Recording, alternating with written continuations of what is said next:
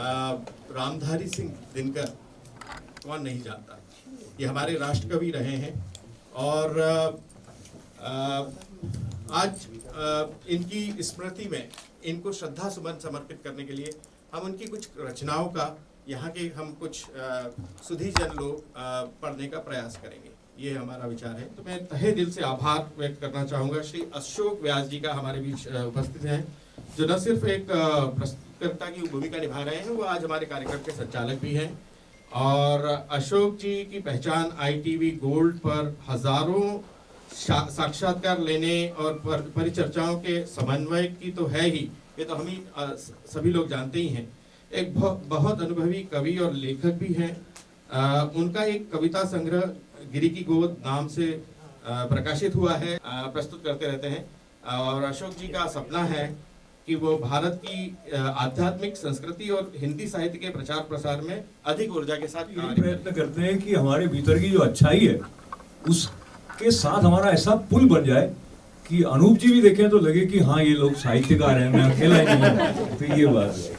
अच्छा, तो जो राष्ट्रकवि रामधारी सिंह दिनकर जी हैं, इनके नाम से हम सबको जोड़ने का जो एक प्रेरणा का बीज अमीर जी के मन में आया और इन्होंने मुझे भी इस यात्रा में अपना सहभागी बनाया। इसके लिए मैं भी उनका आभार व्यक्त करते हुए विशेष आभार मैं हमारे पद्मश्री डॉक्टर सुधीर पारिक जी का, और यहाँ से एकदम बगल में ही बिग सिनेमास के ITV गोल्ड का स्टूडियो भी न्यूयॉर्क से न्यू जर्सी आ गया है, तो आपसे तालियों की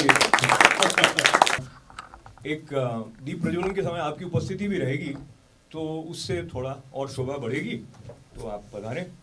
और तो आदरणीय घनश्याम जी, और बल्कि डॉक्टर साहब से मैं ये अनुरोध करते हुए कि जो प्रस्तुत करता हैं आज के, वो भी अगर आ जाएं एक बार तो सब, क्योंकि डॉक्टर साहब चले जाएंगे तो इनके साथ हम सब की तस्वीर भी एक हो जाएगी, वो भी एक आनंद की बात रहेगी। और ये हमारा जो वर्ल्ड हिंदी सेक्रेटेरिएट के ग्लोबल सेक्रेटरी अनूप जी हैं, तो वो भी यहाँ पर होंगे, तो उससे एक और शोभा रहेगी। और ऐसा हो सकता है कि आपको लगे कि दर्शक दीर्घा में कम और इधर ज़्यादा है, मगर थोड़ी देर के लिए कोई बात नहीं। आशा जी पधारी। एक आधा लोग अम्मी आप इधर आ जाइए मेरे पास। अनूप जी ऐसे नजदीक होंगे तो फोटो खींचने में उनको आसानी रहेगी। तरुण आप भी इधर आ जाओ, बैलेंस जो है डॉक्टर साहब बीच में आ जाएंगे और भी आनंद की बात होगी। और एक ही बात, you are the best, thank you. ओम दीपो ज्योति परब्रह्म, दीपो ज्योति जनार्दन, दीपो हरतु मे ध्वांतम, संवेद दीप नमोस्तुते, शुभम करोतु कल्याणम, आरोग्यम सुख संपद, द्वेष बुद्धि विनाशाय, आत्मज्योति नमोस्तुते, आत्मज्योति प्रदीप्ताय, गुरु ज्योति नमोस्तुते। 5, 4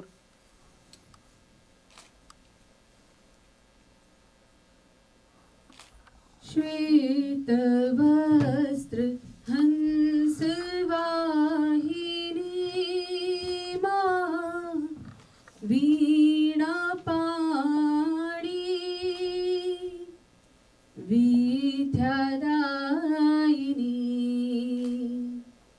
श्वेत वस्त्र हंस वाहिनी मां, वीणा पाणी विद्यादायिनी, कानन बीच मूरत तोरी, मैं चढ़ाऊं कुसुम कली, कानन बीच मूरत तोरी, मैं चढ़ाऊं कुसुम कली, है नहीं धन धान्य जननी, है ये भक्ति अंजलि, अंजलि, श्वेत वस्त्र हंसवाहिनी माँ वीणा पाणी विद्यादायिनी सिंधु स्वरों की ओ जननी दे मुझे मृदुवाणी निरे गरे ग ग म पध प पध नि ध नि निरे गरे सा सिंधु स्वरों की ओ जननी दे मुझे मृदुवाणी कवि रवि आओ विद्या जननी मैं उठाऊं लेखनी लेखनी श्वेत वस्त्र हंसवाहिनी माँ वीणा पाणी विद्यादायिनी विद्यादायिनी विद्यादायिनी। हमने राष्ट्रपिता के बारे में बहुत सुना है, पर हम में से बहुत कम लोगों को राष्ट्र कवि के बारे में पता है। और उन्हें जो राष्ट्र कवि के रूप में संबोधित किया जाता है, उसके पीछे अगर आप सरसरी दृष्टि से भी देखें तो जो भारतीय सनातन संस्कृति के प्रवाह के आधार स्तंभ ग्रंथ हैं, उनके अंदर उनका अवगाहन करके उनको अपनी अनुभूति से अपनी भाषा में और सामयिक संदर्भों में वो पंक्तियां प्रासंगिक हो जाएं, इस प्रकार से जो अभूतपूर्व योगदान राष्ट्रकवि रामधारी सिंह दिनकर जी का रहा है, उसका कुछ परिचय आने वाले समय में आप जब हम लोग कुछ कुछ रचनाएं आप तक पहुंचाएंगे तो आपको मिलेगा। पर एक विहंगम दृष्टि उस विराट व्यक्तित्व के बारे में देने के लिए हमारे बीच जहां अनूप जी को हम ऐसे जानते हैं कि वो कंप्यूटर से हैं, फिर अमिया भी कंप्यूटर से हैं, तो कंप्यूटर में होने का मतलब ये नहीं कतई हो जाता है कि वो यांत्रिक भाव में कहीं सीमित रह जाते हैं।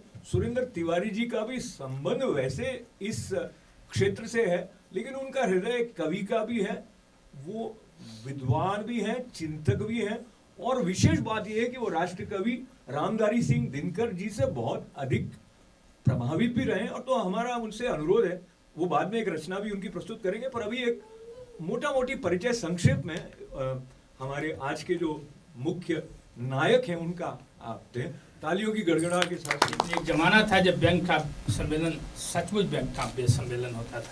गोपाल प्रसाद व्यास की एक बड़ी प्रसिद्ध कविता थी, घनश्याम जी अनूप जी लोगों को याद होगी। वो कविता है, भगवान मुझे एक साली दो, गोरी दो या काली दो, भगवान मुझे एक साली दो, सीधी दो नखड़े वाली दो, भगवान मुझे एक साली दो। तो उससे हम कवियों ने एक बड़ी अच्छी बात सीखी, और वो सीखी कि भगवान हमें कुछ ताली दो। तो एक बार ताली बजाइए तो हम लोग का मन तो मैं आपसे ये कहने वाला था, यहाँ आने पर हमें अशोक व्यास जी ने कहा कि मुझे दिनकर जी के बारे में कुछ कहने का मौका मिलना चाहिए, मिलेगा। तो मैं कुछ सोच के नहीं आया हूँ, मैं जैसा उन्होंने विहंगम रूप से कहा उसी विहंगम रूप से आपके सामने प्रस्तुत कर रहा हूँ। कभी सोचा नहीं इस बारे में कि दिनकर जी के बारे में कुछ कहने का मौका मिलेगा। मैं बिहार से हूँ, इंजीनियर हूँ। मैं जब बिहार में के इंजीनियरिंग कॉलेज भागलपुर में पढ़ रहा था तो दिनकर जी हमारे वाइस चांसलर थे, तो मेरी बड़ी श्रद्धा थी उनके प्रति। लेकिन 14-15 साल की उम्र में मैं गांव में पल बढ़ रहा था, तो मेरा ये काम था कि स्कूल से आकर भैंस चराने जाना, वो मेरा काम था। तो भैंस पर चढ़ के मैंने सारी रस्म रीति याद कर ली थी, वो मुझे इतनी अच्छी लगती थी। जय हो जग में जले जहाँ से, वहाँ से लेकर अंत तक, जगत से ज्योति का जेता उठा है, वो सारी एक एक पंक्ति मुझे याद थी, अब सब भूल गई है। लेकिन व्यास जी ने एक बड़ी अच्छी बात कही कि हमारे जो पौराणिक ग्रंथ हैं उनमें से चीज़ों को उठाकर अपनी भाषा में उसको व्यक्त करना, ये बहुत बड़ी बात है। बहुत कम कवि ऐसा कर सके हैं। मधुसूदन गुप्त ने किया साकेत में, अरुण पट पहने हुए आह्लाद में, कौन यह बाला खड़ी प्रासाद में, उर्मिला के प्रति उन्होंने कहा। तो ऐसे कई कवियों ने ये किया है। लेकिन दिनकर जी चूंकि ओज के कवि थे, उन्होंने ऐसे पात्र उठाए जो ओज के पात्र थे, कर्ण, अर्जुन, दुर्योधन, इस तरीके के लोग। रश्मिरथी उसी का एक उदाहरण है। एक उदाहरण मैं ये देना चाहता हूँ, आपको पता है गीता में भगवान कृष्ण जो है अपना विराट रूप अर्जुन को दिखाते हैं। पश्चिमे पार्थरूपाणि शतसो वत् सहस्रशः नाना विधानि दिव्यानि नाना वर्णानि अलंकृतानि च। रश्मिरथी में दिनकर जी ने वो विराट रूप दुर्योधन को दिखाया था। भूलो कतल पाताल देख, गत और अनागत काल देख, यह देख जगत का आदि सृजन, यह देख महाभारत का रण। अभी ख्याल से लोग सुनाएंगे आपको। मृतकों से पटी हुई भू है, पहचान कहाँ इसमें तू है। अंबर में कुंतल जाल देख, पद के नीचे पाताल देख, मुट्ठी में तीनों काल देख। तो ये कविताएं इस तरीके की कविताएं हैं। समस्या दिनकर जी के साथ ये थी कि अगर वो प्रेम की कविता भी लिखते थे तो उसमें भी ओज आ जाता था।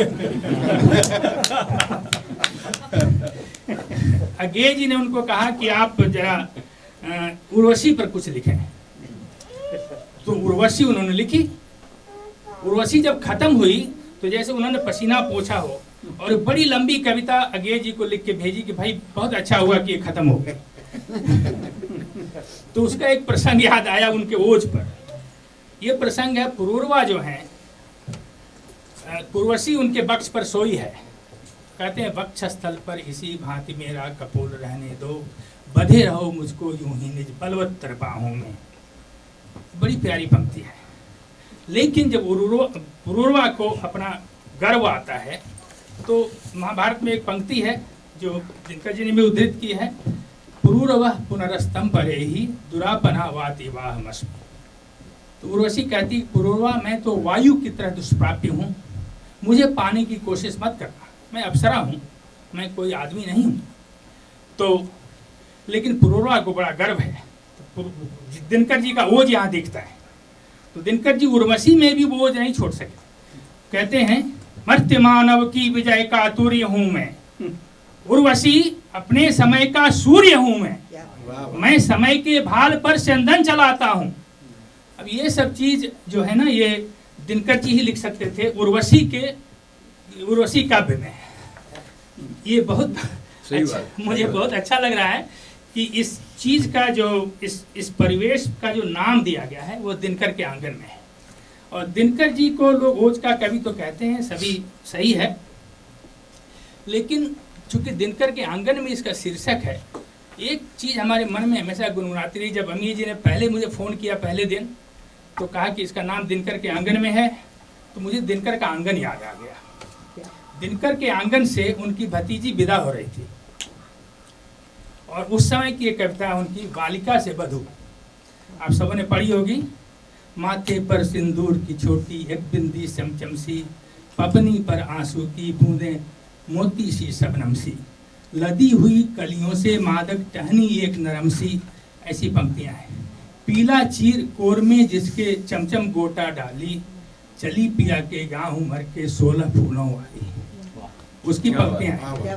किसको किसको किसको हंसते देख पोखरा चमकेगा दर्पण सा, किसको हंसते देख पोखरा चमकेगा दर्पण सा, कौन खेत में खड़ी फसल की डाली सी झूमेगी, रह रह कर बल्लरी गले से मिल किसको चूमेगी। ये सब पंक्तियां उन्होंने, तो दिनकर की आंगन की ये पंक्तियां हैं। उनके बहुत सी ऐसी कविताएं हैं जो लोग नहीं जानते हैं उसके बारे में। गंगा पर उनकी भक्त, तुझे याद है चढ़े पदों पर कितने जयसुमनों के हार, गंगा से पूछते हैं, तुझे याद है चढ़े पदों पर कितने जयसुमनों के हार, कितनी बार समुद्रगुप्त ने धोई है तुझ में तलवार, तुम्हें याद है संध्या की मलिन सेज पर गंगे के विषाद के संग, सिसक सिसक कर बुला रही तू अपने मन की मृदुल उमंग। ऐसी बहुत सी पंक्तियां हैं। लेकिन जो किशोर हम लोग थे, जब हम लोग ये पढ़ते थे, तो मैं एक परिवेश देना चाहता हूँ कि दिनकर जी का जो स्पेक्ट्रम है वो कितना बड़ा है। उर्वशी से लेकर रश्मिरथी, और कितनी छिटपुट कविताएं हैं। जा रही देवता से मिलने तो इतनी कृपा किए जाओ, अपनी फूलों की डाली में यह दर्पण एक लिए जाओ। बहुत नाराज थे दिनकर जी, तो ये सब ऐसी कविताएं लिखते थे। मर्त्य मानव की विजय का तुरी हूँ मैं, उर्वशी अपने समय का सूर्य हूँ मैं, उर्वशी की पंक्ति है ये जो सामने पता मेरा मुझे मिट्टी कहेगी, समा जिसमें चुका 100 बार हूँ मैं। कहूँ सुनूं क्या सिंधु में गर्जन तुम्हारा, स्वयं युग धर्म का हुंकार हूँ मैं। बंधा तूफान हूँ चलना मना है, बदी उद्याम निर्झर धार हूँ मैं। सुनूं क्या सिंधु में गर्जन तुम्हारा, स्वयं युग धर्म का हुंकार हूँ मैं। तो ये बहुत सी कविताएं उनके हैं। मेरे नगपति मेरे विशाल, साकार दिव्य गौरव विराट, पौरुष के पुंजी भूतजाल, मेरी जननी के हिम किरीट, मेरे भारत के दिव्य भाल, मेरे नगपति मेरे विशाल। तो ऐसी सैकड़ों कविताएं उनकी हैं जो ओज से हैं, लेकिन दूसरा भी परिवेश वो ले आते हैं अपनी कविताओं में। तो ये स्पेक्ट्रम है दिनकर जी की कविता का। मेरे ख्याल से थोड़ा इन बातों से पिछले 5-10 मिनट मैंने जो कहा, थोड़ा आपको दिनकर जी का अनुभव हुआ होगा। बहुत बहुत नमस्कार आप लोगों को। बहुत बढ़िया।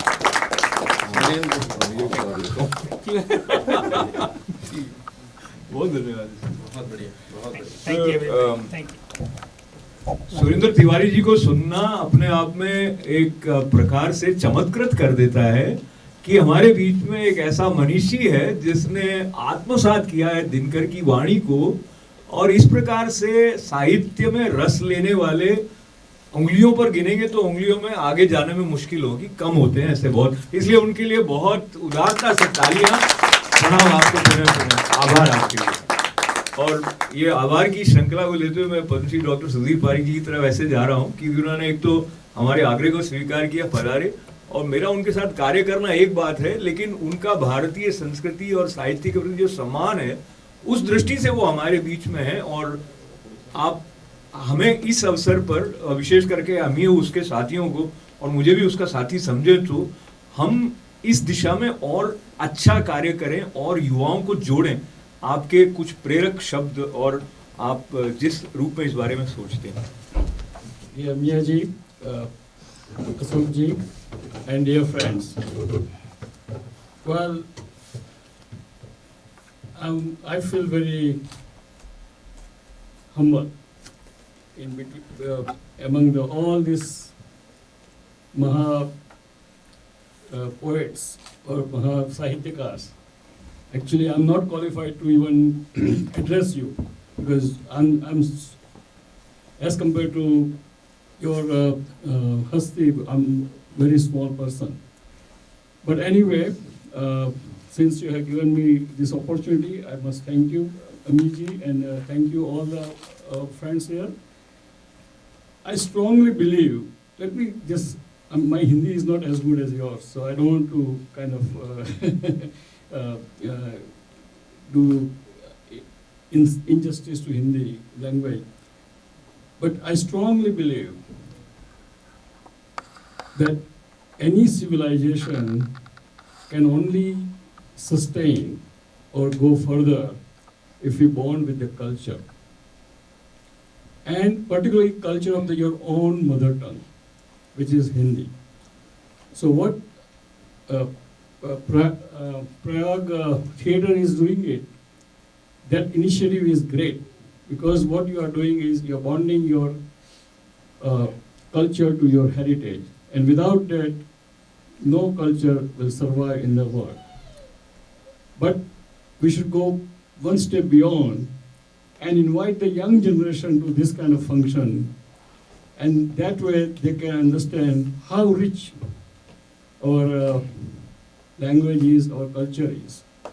And obviously, I'm very kind of feel very privileged to be part of the Dinkarji's remembrance and Dinkarji's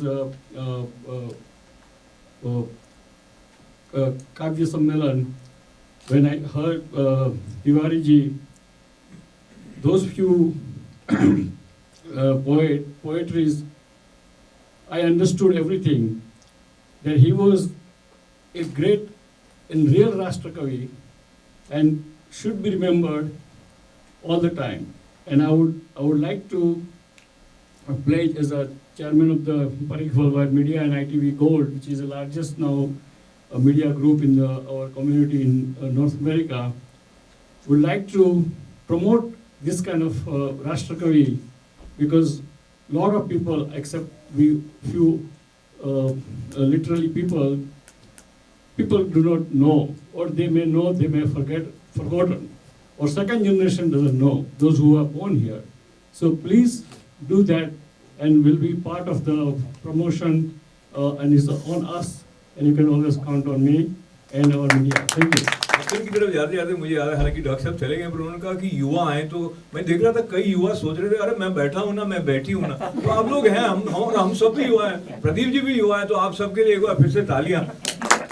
तो जैसा कि आप सब जानते हैं कि वो एक राष्ट्र कवि थे, और एक राष्ट्र का चारित्रिक निर्माण तभी हो सकता है जबकि उसमें रहने वाले हर एक व्यक्ति के चरित्र का एक संपूर्ण विकास हुआ हो, एक ठोस नींव पड़ी हो, ऐसा दिनकर जी का मानना था। तो एक भी चारित्रिक दुर्बलता हमें हमारे लक्ष्य को पूरा करने से रोक सकती है और राष्ट्र निर्माण के आड़े आ सकती है, ऐसा वो मानते थे।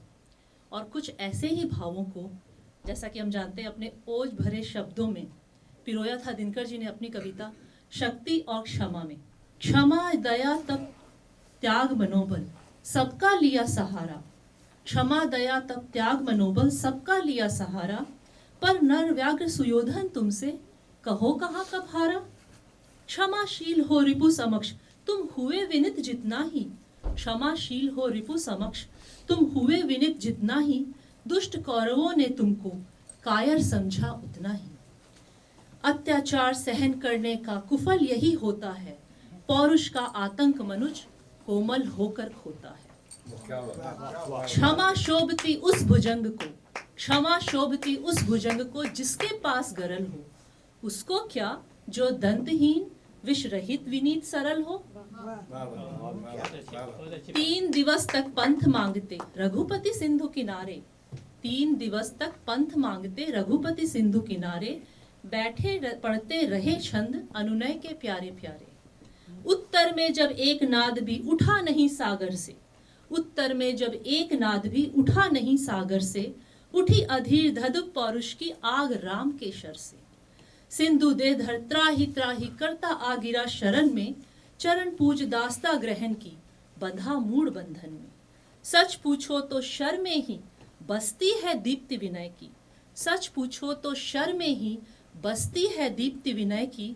संधि वचन संपूज्य उसी का जिसमें शक्ति विजय की, संधि वचन संपूज्य उसी का जिसमें शक्ति विजय की। सहनशीलता क्षमा दया को तभी पूजता जग है, ध्यान दीजिएगा, सहनशीलता क्षमा दया को पूजता तभी पूजता जग है, बल का दर्प चमकता उसके पीछे जब जगमग है, बल का दर्प चमकता उसके पीछे जब जगमग है।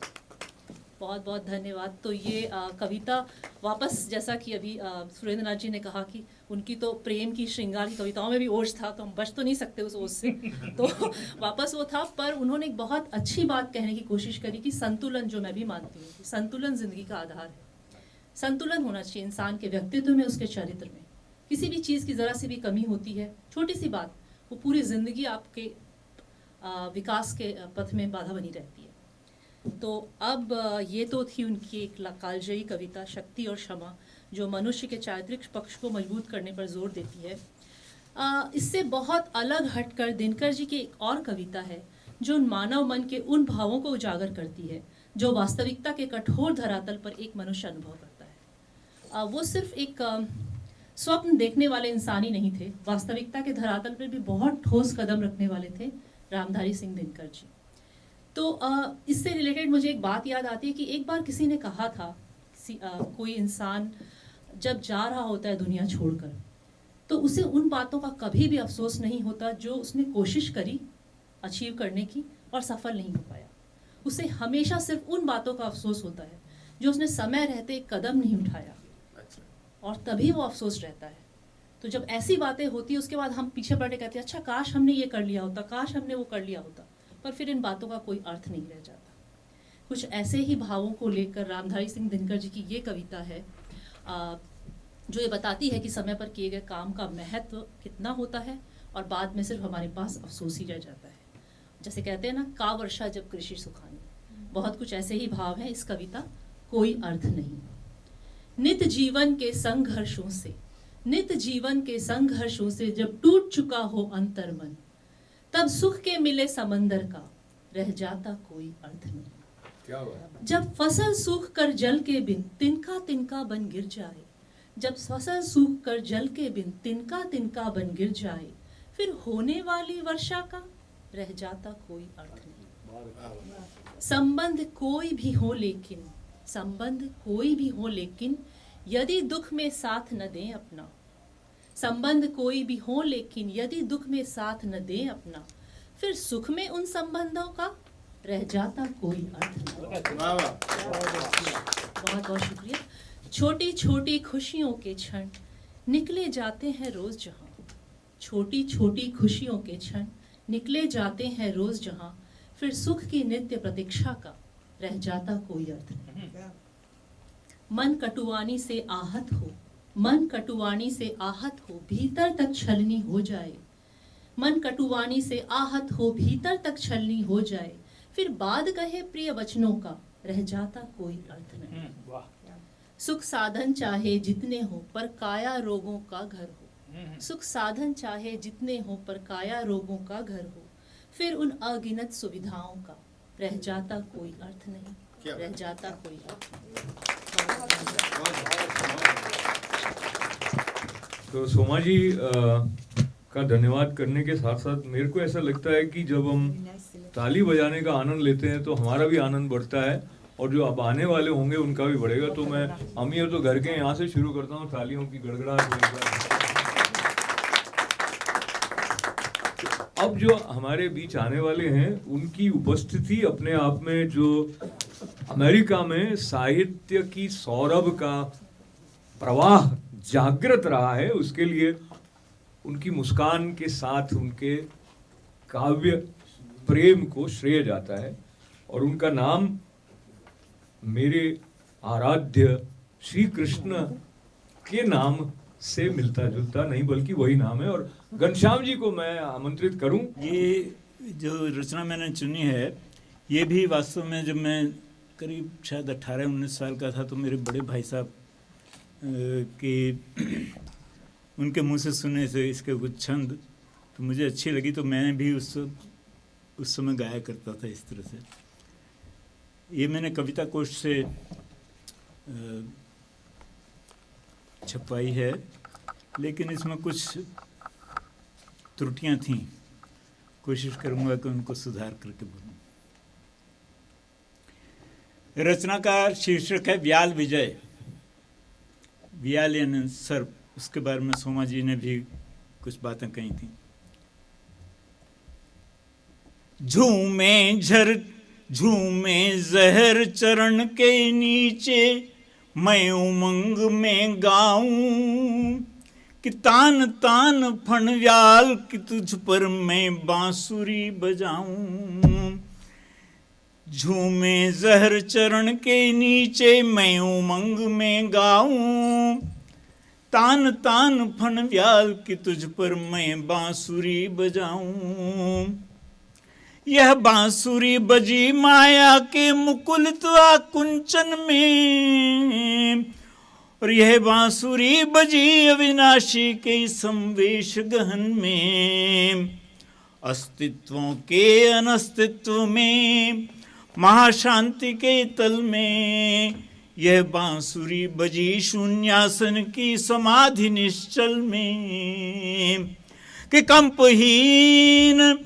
कंपहीन तेरे समुद्र में जीवन लहर उठाऊं, कि तान तान फण व्याल कि तुझ पर मैं बांसुरी बजाऊं।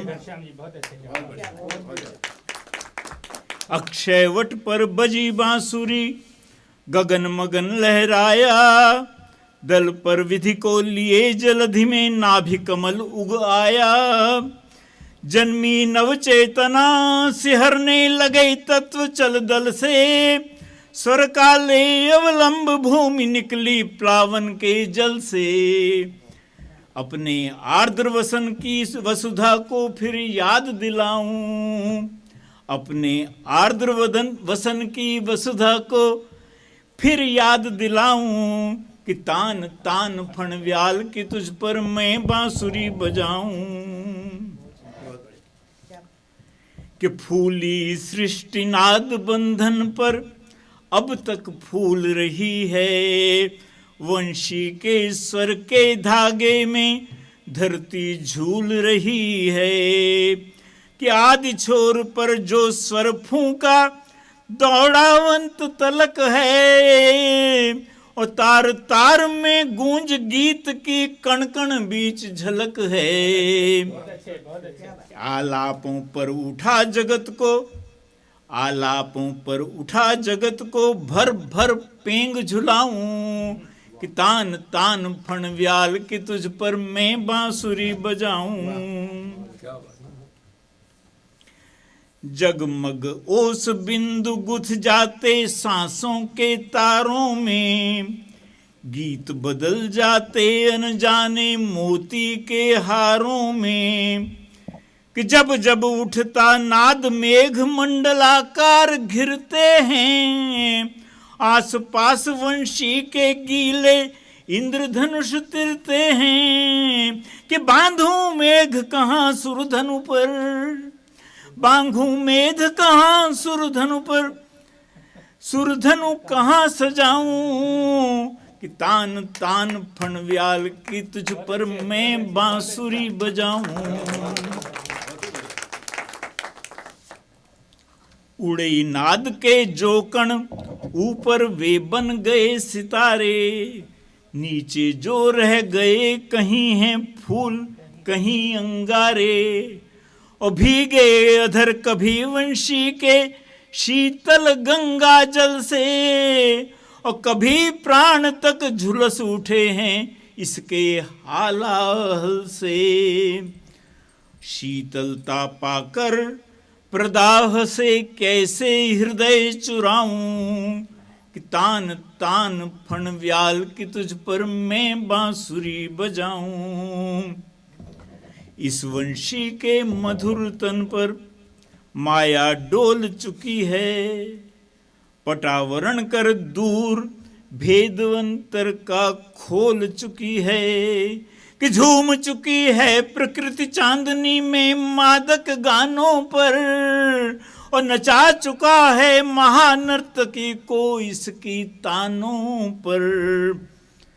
विश्ववर्षी पर अमृत वर्षिणी का जादू आजमाऊं।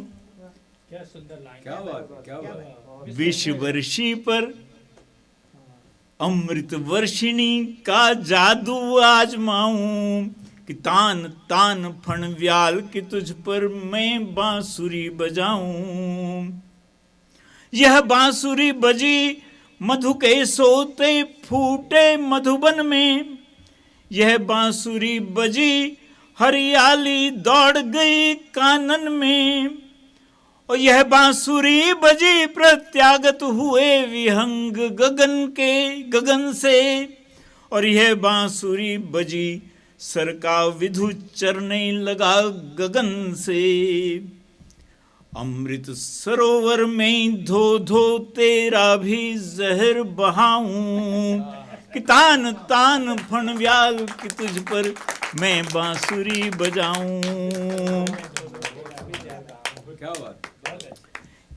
यह बांसुरी बजी पनघट पर कालिंदी के तट पर, यह बांसुरी बजी मुर्दों के आसन पर मरघट पर, बजी निशा के बीच आलुलायित केशों के तम में, और बजी सूर्य के साथ यही बांसुरी रक्त कर दम में।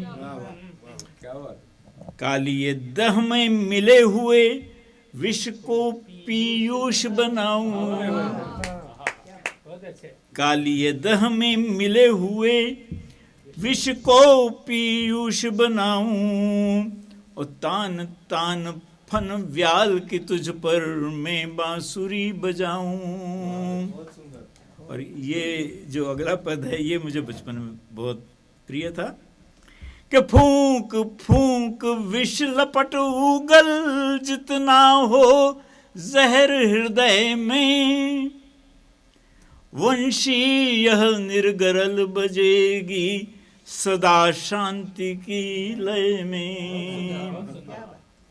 को पहचाने किस तरह मुझे तू निज विष का मत वाला, कि मैं हूँ सांपों की पीठों पर कुसुम लादने वाला, कि मैं हूँ सांपों की पीठों पर कुसुम लादने वाला, विषदह से चल निकल, ये आह्वान है व्याल को, कि विषदह से चल निकल, फूल से तेरा वंग सजाऊं, कि तान तान फण व्याल की तुझ पर मैं बांसुरी बजाऊं। ओ शंका के व्याल देख मत मेरे श्याम वदन को, ओ शंका के व्याल देख मत मेरे श्याम वदन को, चक्षुश्रवा श्रवण कर वंशी के भीतर के ईश्वर को, जिसने दिया तुझे विष उसने मुझको गान दिया है, ओ ईर्ष्या तुझे उसी ने मुझको भी अभिमान दिया है। इस आशीष के लिए भाग्य पर क्यों न अधिक इतराऊं, कि तान तान फण व्याल की मैं, कि तुझ पर मैं बांसुरी बजाऊं। विषधारी मत डोल कि मेरा वासन बहुत कड़ा है, और कृष्ण आज लघुता में भी सांपों से बहुत बड़ा है, कि विषधारी मत डोल कि मेरा आसन बहुत कड़ा है, और कृष्ण आज लघुता में भी सांपों से बहुत बड़ा है। आया हूँ बांसुरी बीच उद्धार लिए जनगण का, और फन पर तेरे खड़ा हुआ हूँ भार लिए त्रिभुवन का। बढ़ा बढ़ा नासिका रंध्र मैं मुक्ति सूत्र पहनाऊं।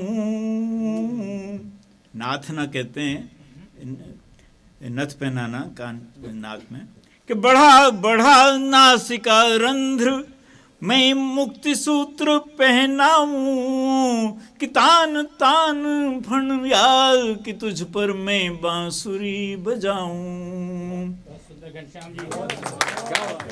तो घनश्याम जी ने जिस रचना को चुना और प्रस्तुत किया उसको पूरे भाव विभोर के साथ प्रस्तुत उन्होंने किया, और हम में से जिन लोगों को कालिय मर्दन की कथा के श्रवण का पठन का आनंद प्राप्त हुआ है, तो हम देख पाते हैं कि कितने कितने आयाम कवि राष्ट्र कवि दिनकर जी ने उस प्रसंग में से एकदम अनछुए रूप से, जो हमारी कल्पना से भी परे हैं, वहाँ से वो साक्षात कृष्ण संबोधित हो रहे हों, और एक अभूतपूर्व भाव जो राष्ट्र कवि जी की अभिव्यक्ति से है उसको एकदम जीवित कर दिया घनश्याम जी ने। एक बार पुनः इनके लिए, और निश्चित रूप से तो ये जो मयूरी जी को आप चलते हुए देख रहे हैं, इन्होंने हिंदी, भोजपुरी, अंग्रेजी और मूक नाटकों में अभिनय किया है। उनमें से कुछ के नाम है जीवन चक्र, मैकबेथ, सिंड्रेला, बिन बाती के दीप, आधे अधूरे, ब्रिजिस कदर का कुनबा आदि। तो मयूरी जी ये जो स्थान है ना, ये एकदम सिद्ध हो गया घनश्याम जी के, तो आप यहीं बैठकर पढ़ें। दिनकर जी राष्ट्र कवि, ओज से भरपूर, बट मुझे लगता है कि उर्वशी में उन्होंने जिस तरह से औरत को समझा है, नारी को समझा है, वो अपने में ही बहुत ही खूबसूरत बात है। क्योंकि गुस्ताखी माफ हो कि मर्द हमेशा हम ये कहते हैं कि नर जो है वो नारी को नहीं समझ पाते, बट इसको पढ़ने के बाद मुझे लगता है कि शायद अगर आप थोड़ा समय नारी को समझने में दें तो आप उनके बारे में ज़रूर जान सकते हैं। तो मैं शुरू करती हूँ। धन्यवाद। उर्वशी, नर प्रेम, नारी प्रेम। इसमें क्या आश्चर्य, प्रीति जब प्रथम प्रथम जगती है, दुर्लभ स्वप्न समान रम्य नारी नर को लगती है। कितनी गौरवमयी घड़ी वह भी नारी जीवन की, जब अजय केसरी भूल सुदबुद समस्त तनमन की। पद पर रहता पड़ा देखता अनिमिष नारी मुख को, क्षण क्षण रोमा कुलित भोगता गुण अनिवर्ज मुख को। यही लगन है जब वो नारी जो चाहे वो पाले, यही लगन है जब वो नारी जो चाहे वो पाले। उत्पो की मेखला कौमुदी का दुगुल मंगवा ले, उत्पो की मेखला कौमुदी का दुगुल मंगवा ले। रंगवा ले उंगलियां पदों की उषा के जावक से, रंगवा ले उंगलियां पदों की उषा के जावक से। सजवा ले आरती पूर्णिमा के विधु के पावक से। तपोनिष्ठ नर का संचित तप और ज्ञान ज्ञानी का, तपोनिष्ठ नर का संचित तप और ज्ञान ज्ञानी का। मानशील का मान गर्व गर्वीले अभिमानी का। सब चढ़ भेंट सहज ही प्रमदा के चरणों पर, कुछ भी बचा नहीं पाता नारी से उद्वेदित नर। किंतु हाँ ये उद्वेलन भी कितना मायामय है, उठता धधक सहज कितनी आतुरता से पुरुष हृदय है। उस आतुरता में ना ज्वार आता नारी के मन में, रखा चाहती वह समेटकर सागर को बंधन में। किंतु बंध को तोड़ ज्वार जब नारी में जब जगता है, तब तक नर का प्रेम शिथिल प्रशमित होने लगता है। पुरुष चूमता हमें अर्ध निद्रा में हमको पाकर, पर हो जाता विमुख प्रेम के जग में हमें जगाकर। मैं फिर से पढ़ूंगी। पुरुष चूमता हमें अर्ध निद्रा में हमको पाकर, पर हो जाता विमुख प्रेम के जग में हमें जगाकर। और जगी रमणी प्राणों में लिए प्रेम की ज्वाला, पथ जोहती हुई पिरोती बैठ अश्रु की माला। जितनी उदात्त भाव को लेकर जुड़ी हुई आशा जी हमारे सामने आने वाली हैं, उनके नाम के साथ पंडित भी है, तो इसलिए उनके लिए तो ताली पहले से ही बजा देनी चाहिए हमें। खुशनसीबी हम सबकी ये है कि हमारे माता पिता ने हमारे फैमिली में हमको ये, जैसे माँ दूध में हल्दी घोलकर पिलाती है ना, ऐसे ही हमें हम सबको ये संस्कार, ये साहित्य प्रेम, ये राष्ट्र प्रेम वो हमें मिला है, तभी हम इस खड़ी में यहाँ हैं। बहुत अच्छे आशा जी, बहुत अच्छे। बिल्कुल।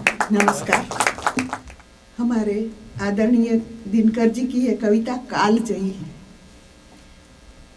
क्योंकि आज भी उतनी ही प्रासंगिक है। आज के माहौल को जब हम देखते हैं तो उसके लिए ये प्रस्तुत है।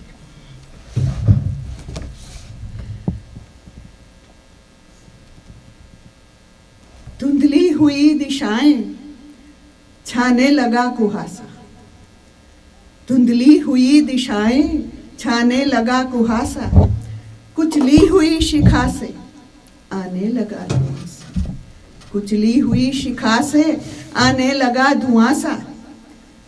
कोई मुझे बता दे क्या आज हो रहा है, कोई मुझे बता दे क्या आज हो रहा है। मुंह को छिपा तिमिर में क्यों तेज सो रहा है, मुंह को छिपा तिमिर में क्यों तेज सो रहा है। दाता पुकार मेरी संदीप्ति को जिला दे, दाता पुकार मेरी संदीप्ति को जिला दे। बुझती हुई शिखा को संजीवनी पिला दे, बुझती हुई शिखा को संजीवनी पिला दे। प्यारे स्वदेश के हित अंगार मांगता हूँ, प्यारे स्वदेश के हित अंगार मांगता हूँ। चढ़ती जवानियों का श्रृंगार मांगता हूँ। ये उनका आंतरिक जो तेज ओज है ना, वो इस कविता में बिल्कुल ही ठूस ठूस कर भरा है, और हम लोग ये पढ़ते वक्त महसूस कर रहे हैं। प्यारे स्वदेश के हित अंगार मांगता हूँ, चढ़ती जवानियों का श्रृंगार मांगता हूँ। क्या बात, बेचैन है हवाएं सब और बेकली है, बेचैन है हवाएं सब और बेकली है। कोई नहीं बताता कश्ती किधर चली है, क्या बात, कोई नहीं बताता कश्ती किधर चली है। मझधार हैं भंवर है, मझधार हैं भंवर हैं, या पास है किनारा। यह नाश आ रहा है या सौभाग्य का सितारा, यह नाश आ रहा है या सौभाग्य का सितारा। आकाश पर अनल से लिख दे अदृष्ट मेरा, आकाश पर अनल से लिख दे अदृष्ट मेरा। भगवान इस तरी को भरमान दे अंधेरा। सुनिए, गौर कीजिए, भगवान इस तरी को भरमान दे अंधेरा। तम वेधिनी किरण का संधान मांगता, क्या बात, तम वेधिनी किरण का संधान मांगता हूँ। ध्रुव की कठिन घड़ी में पहचान मांगता। बहुत बहुत सूक्ष्म बात है, देखिए, अस्मिता की बात है और हम सब की। ध्रुव की कठिन घड़ी में पहचान मांगता हूँ। आगे पहाड़ को पार धारा रुकी हुई है, आगे पहाड़ को पार धारा रुकी हुई है। बलपुंज केसरी की ग्रीवा झुकी हुई है, बलपुंज केसरी की ग्रीवा झुकी हुई है।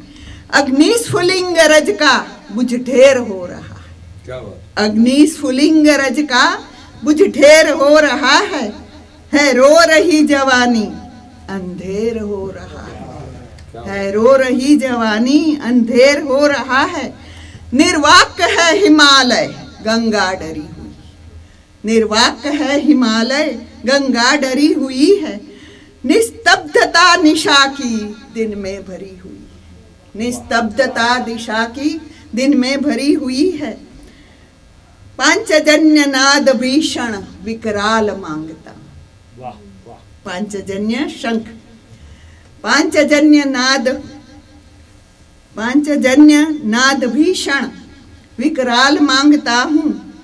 जड़ता विनाश को फिर भूचाल मांगता, जड़ता विनाश को फिर भूचाल मांगता हूँ।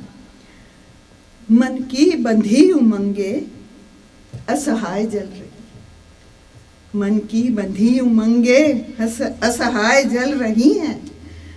अरमान आरज़ू की लाशें निकल रही, क्या बात, अरमान आरज़ू की लाशें निकल रही हैं।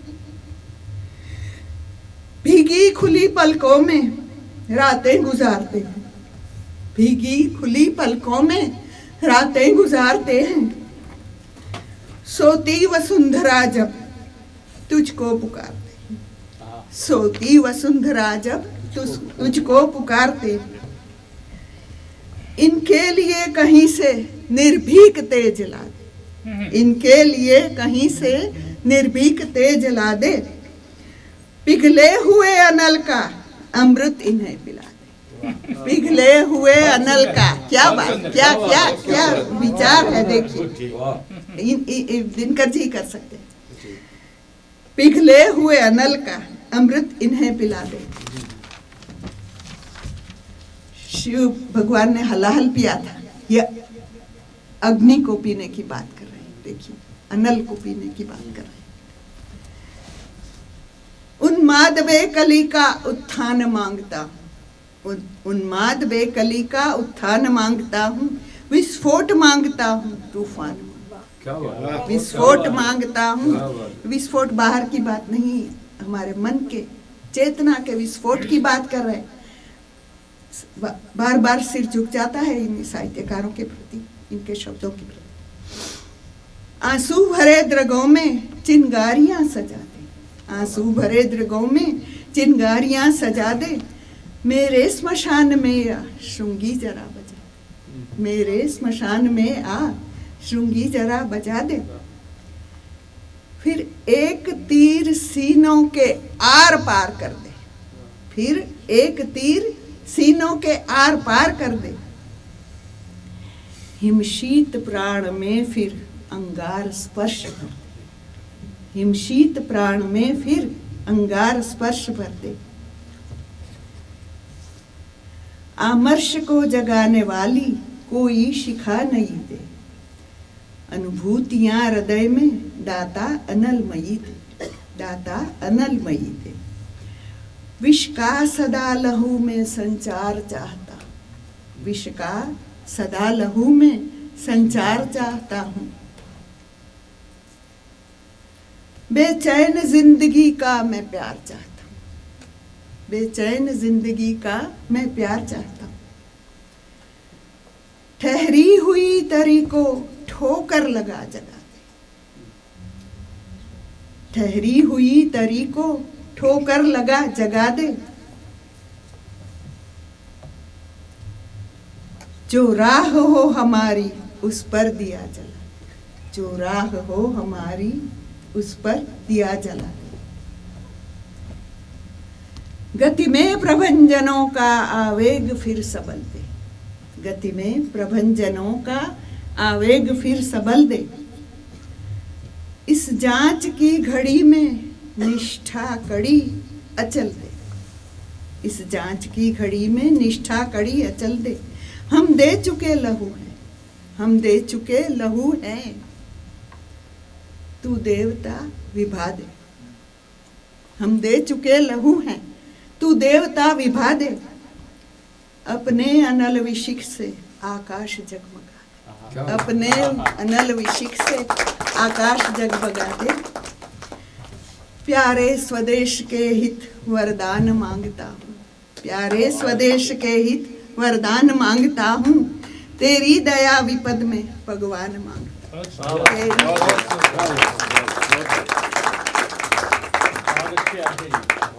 बहुत ही धन्यवाद आपका। हमने प्रारंभ में ये सोचा था कि हम समय की सीमाओं का ध्यान रखेंगे, पर जैसे ही बात शुरू होने लगी और काल जयी रचनाएं आने लगी तो हमने काल के बारे में सोचना छोड़ ही दिया।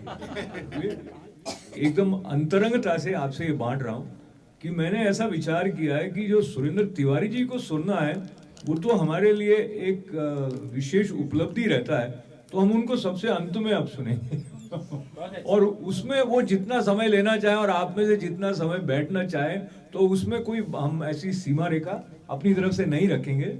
और अब जो हमारे बीच में एक विशेष प्रस्तुति के लिए 3 कलाकार जिनको हम जानते तो हैं अभिनेता के रूप में, और उनका जो समर्पण है उसके लिए मैं हृदय से उनके प्रति विशेष सम्मान का भाव महसूस करता हूं।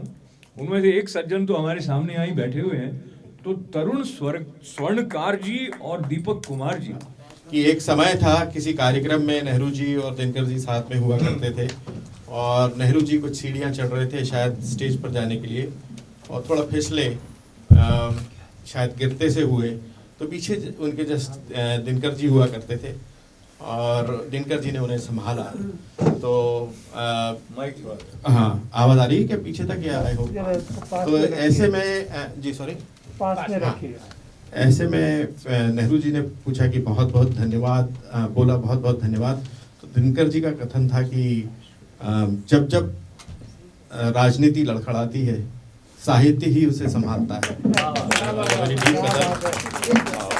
तो दिनकर जी ऐसे थे, राजनीति में वर्षों रहे, सरकार के साथ रहते हुए भी, सरकार के अंदर रहते हुए भी कई बार उनसे असमर्थ हुआ करते थे और अपने विचार बिल्कुल प्रखर तौर पर प्रकट करा करते थे। ये तो सुरेंद्र जी बहुत अच्छे से बताएंगे मुझसे ज़्यादा। आप दोनों कुछ बोलना चाहें एक शब्द? जी नमस्कार। मैं आप सब में सबसे छोटा हूँ और आज मैं बहुत खुश हूँ मन से कि मैं इस मंच पे खड़ा हूँ जहाँ मैं दिनकर जी की रचना प्रस्तुत कर पा रहा हूँ। दिनकर जी का और मेरा जो नाता है वो एक कवि के रूप में तो मैं उनको बहुत ही ज़्यादा अप्रिशिएट करता ही हूँ, पर मेरा दिनकर जी के साथ जो नाता बना, मैंने 2012 में कविता लिखना शुरू किया, फिर कविता पढ़ना शुरू किया। जिस दिन मैंने रश्मि रथी पढ़ी तो मुझे एक नया आयाम खुला मेरे सामने, और 3-4 साल तक मैं दिनकर जी को पढ़ता रहा, और फिर एक दिन मुझे पता चला कि मेरी जो जन्म तिथि है और दिनकर जी की जो जन्म तिथि है वो एक ही दिन आती है, 23 सितंबर। तो कुछ 4-5 साल तक मैं दिनकर जी को पढ़ता रहा और दिनकर जी में खो गया, मैं रश्मि रथी में खो गया। ऑफिस जाते समय भी जो रश्मि रथी की कुछ लाइन है, अर्जुन तुम भी अपने समस्त विक्रम बल का आह्वान करो, अर्जित असंख्य विद्याओं का हो सजग हृदय में ध्यान धरो, जो भी है तुम में तेज चरम पर उसे खींच लाना होगा, तैयार रहो एक चमत्कार तुमको भी दिखलाना होगा। तो ये जो 4 लाइनें हैं, ये इससे मेरे 7-8 साल निकल गए ऑफिस के। कभी भी मन घबराता था तो मैं बस इसी लाइन को पढ़ता रहता था। और मैं प्रयोग थिएटर और स्पेशली अमी भैया का धन्यवाद करना चाहूंगा, क्योंकि 23 सितंबर मेरे जन्मदिन वाले दिन मेरे मन में ऐसी प्रेरणा आई कि घर पर बैठ के दिनकर जी का कविता पाठ करते हैं। तो मैं साहित्य में अभी न्यू जर्सी मूव हुआ तो मैं इतना परिचय नहीं था किसी से, तो अमी भैया को मैंने फोन किया कि कुछ पाठ करे, तो उन्होंने बोला घर पे नहीं अपन बड़ा करते हैं, तो कुछ बड़े लेवल पे करते हैं और बड़े लेवल पे दिनकर जी को पढ़ते हैं। पिछले 1 महीने से हम दीपक जी, अमी भैया और हम एक के बाद एक दिन को, डेट को चेंज करते जा रहे हैं। और आज मैं इतना खुश हूँ और बहुत बहुत धन्यवाद देता हूँ आपका कि इस दिन को हम यहाँ खड़ा होकर कविता पढ़ रहा हूँ, तो बहुत सौभाग्य मेरा। बहुत बहुत धन्यवाद आप सबका। एक शुरुआत है, हो सकता है हम बहुत ज्यादा लोग जुट ना पाए, लेकिन प्रयास ये है कि हम इसको आगे तक बढ़ाएं और बहुत और लोगों तक पहुंचे। बिल्कुल। आप कुछ बोलना चाहें? नहीं।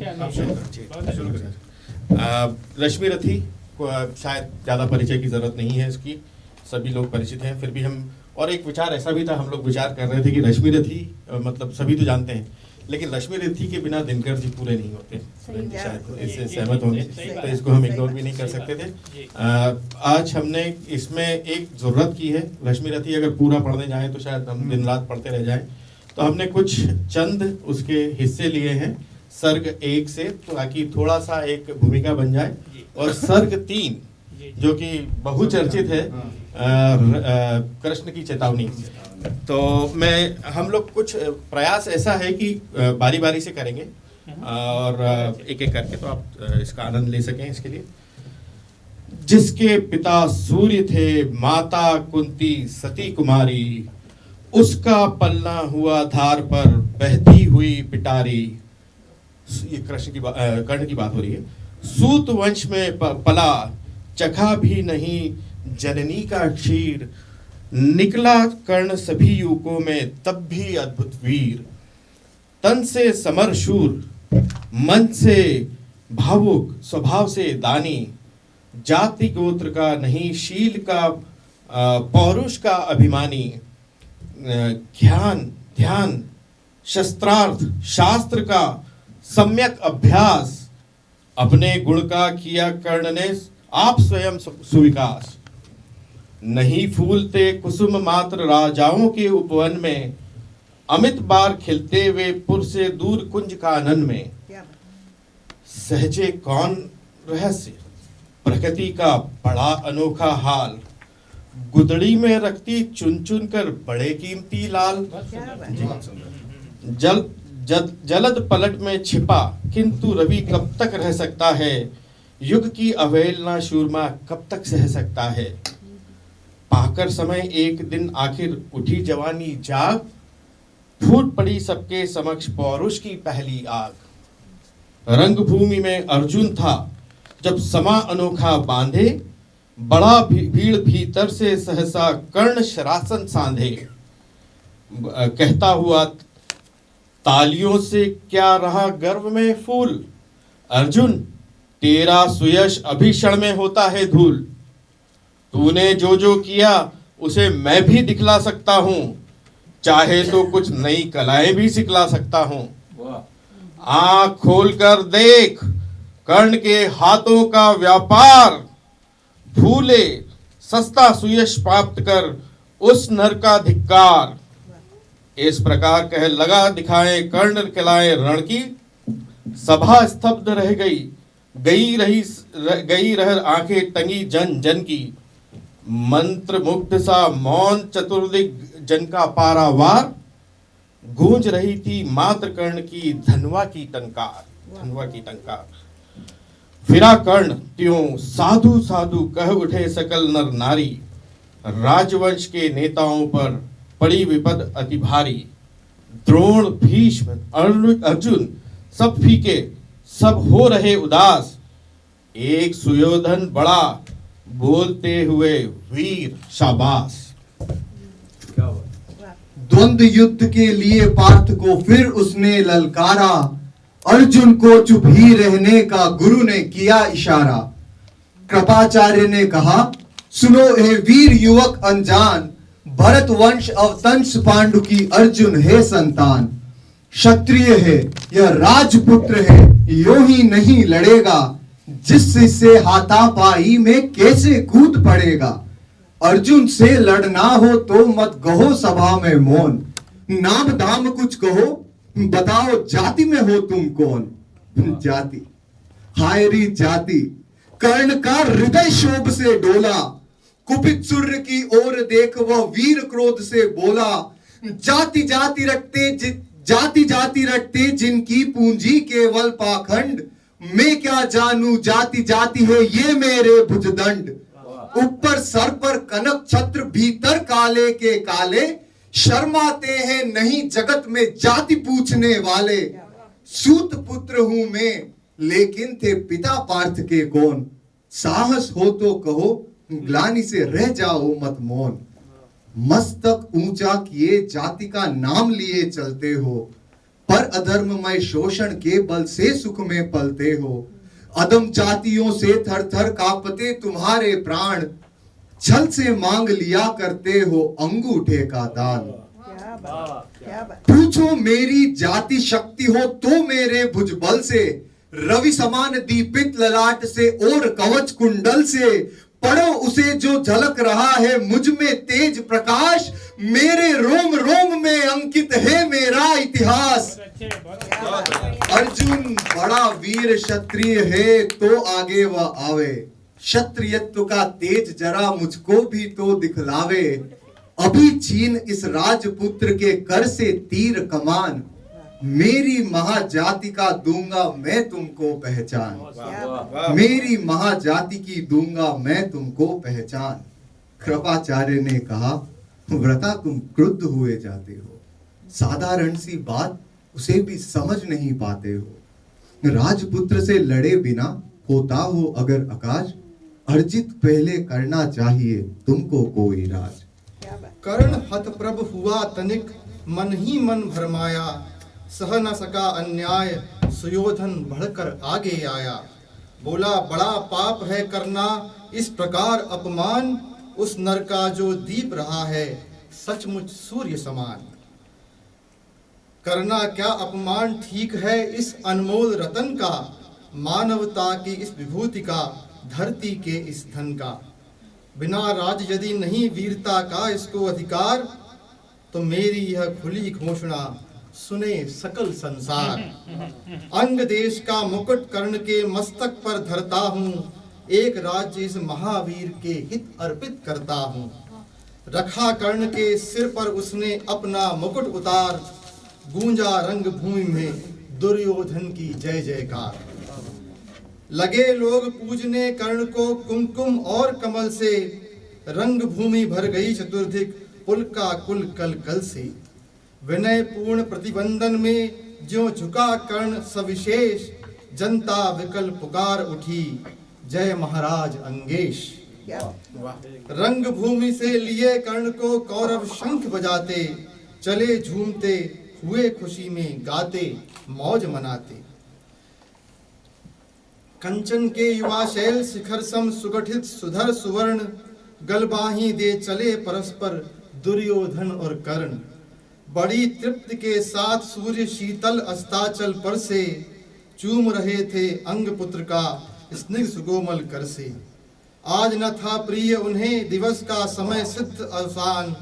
विरल गया एक क्षितिज पर गति को छोड़ विमान।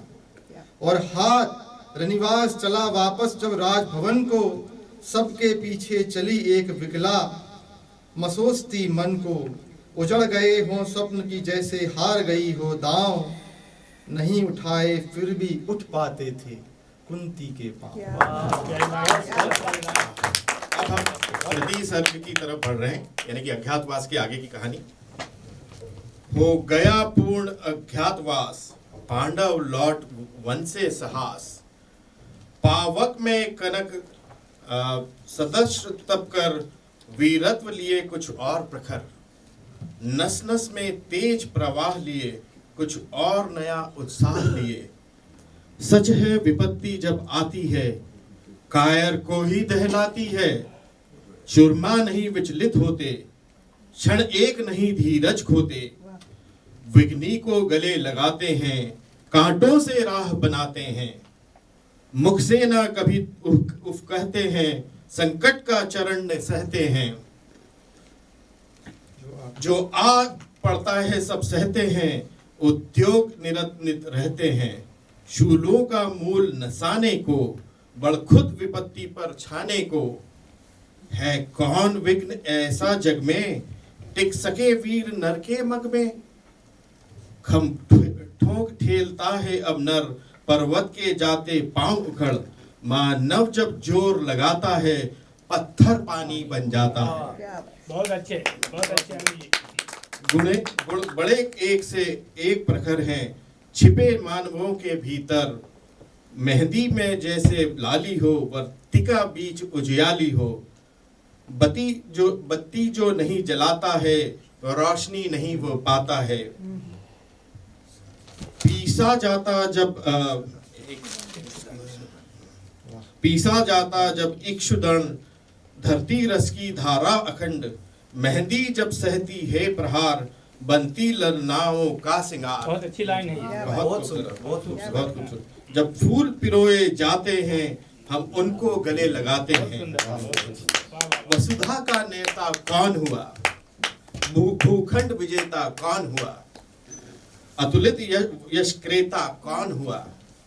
जब नवधर्म प्रणेता कौन हुआ। जिसने ना कभी आराम किया, विघ्नों में रहकर नाम किया। जब विघ्न सामने आते हैं, सोते में हमें जगाते हैं। मन को मरोड़ते हैं पल, तन को झंझोरते हैं पल पल। सतपथ की ओर लगाकर ही जाते हैं हम जगाकर ही। वाटिका और वन एक नहीं, आराम और रण एक नहीं। वर्षा, अंधड़, आतप, अखंड, पौरुष के हैं साधन प्रचंड। वन में प्रसूर तो खिलते हैं, बागों में शाल न मिलते हैं। बढ़कर विपत्तियों पर छा जा, मेरे किशोर मेरे ताजा। जीवन का रस छन जाने दे, तन को पत्थर बन जाने दे। तू स्वयं तेज भयकारी है, क्या कर सकती चिंगारी है। वर्षों तक वन में घूम घूम, बाधा विघ्नों को चूम चूम। से धूप घाम पानी पत्थर, पांडव आए कुछ और निखर। सौभाग्य न सब दिन सोता है, देखें आगे क्या होता है। मैत्री की राह बताने को, सबको सुमार्ग पर लाने को। दुर्योधन को समझाने को, भीषण विध्वंस बचाने को। भगवान हस्तिनापुर आए, पांडव का संदेशा लाए। दो न्याय अगर तो आधा दो, पर उसमें भी यदि बाधा हो, तो दे दो केवल 5 ग्राम। रखो अपनी धरती तमाम, हम वही खुशी से खाएंगे। परिजन पर असी न उठाएंगे। दुर्योधन वे भी दे न सका, आशीष समाज की ले न सका। उल्टे हरि को बांधने चला, जो था असाध्य साधने चला। जब नाश मनुज पर छाता है, पहले विवेक मर जाता है। जब नाश मनुज पर छाता है, पहले विवेक मर जाता है। हरि ने भीषण हुंकार किया, अपना स्वरूप विस्तार किया। डगमग डगमग दिग्गज डोले, भगवान कुपित होकर बोले। जंजीर बढ़ाकर साथ इन्हें, हा हा दुर्योधन बांध मुझे। ये देख गगन मुझ में लय है, ये देख पवन मुझ में मय है। मुझ में विलीन झंकार सकल, मुझ में लय है संसार सकल, अमृतत्व फूलता है मुझ में, संहार झूलता है मुझ में, उदयाचल मेरा दीप्त भाल, भूमंडल वक्ष स्थल विशाल, बुझ परिधिबंध को घेरे है, मैं नाक मेरु पग मेरे है, दीप्ते जो ग्रह नक्षत्र निखर, सब है मेरे मुख के अंदर। दग हो तो दृश्य अकांड देख, मुझ में सारा ब्रह्मांड देख, चर अचर जीव जग क्षर अक्षर, नश्वर मनुष्य सुर जाति अमर, शतकोटि सूर्य शतकोटि चंद्र, शतकोटि सरित सिर सिंधु मंद्र, शतकोटि विष्णु ब्रह्मा महेश, शतकोटि जिष्णु जलपति धनेश, शतकोटि रुद्र शतकोटि काल, शतकोटि दंडधर लोकपाल, जंजीर बढ़ाकर साध इन्हें, हा हा दुर्योधन बांध इन्हें, हा हा दुर्योधन बांध इन्हें। भूलोक अतल पाताल देख, गत और अनागत काल देख, यह देख जगत का आदि सृजन, यह देख महाभारत का रण, मृतकों से पटी हुई भू है, पहचान इसमें कहाँ तू है। अंबर में कुंतल जाल देख, पद के नीचे पाताल देख, मुट्ठी में तीनों काल देख, मेरा स्वरूप विकराल देख।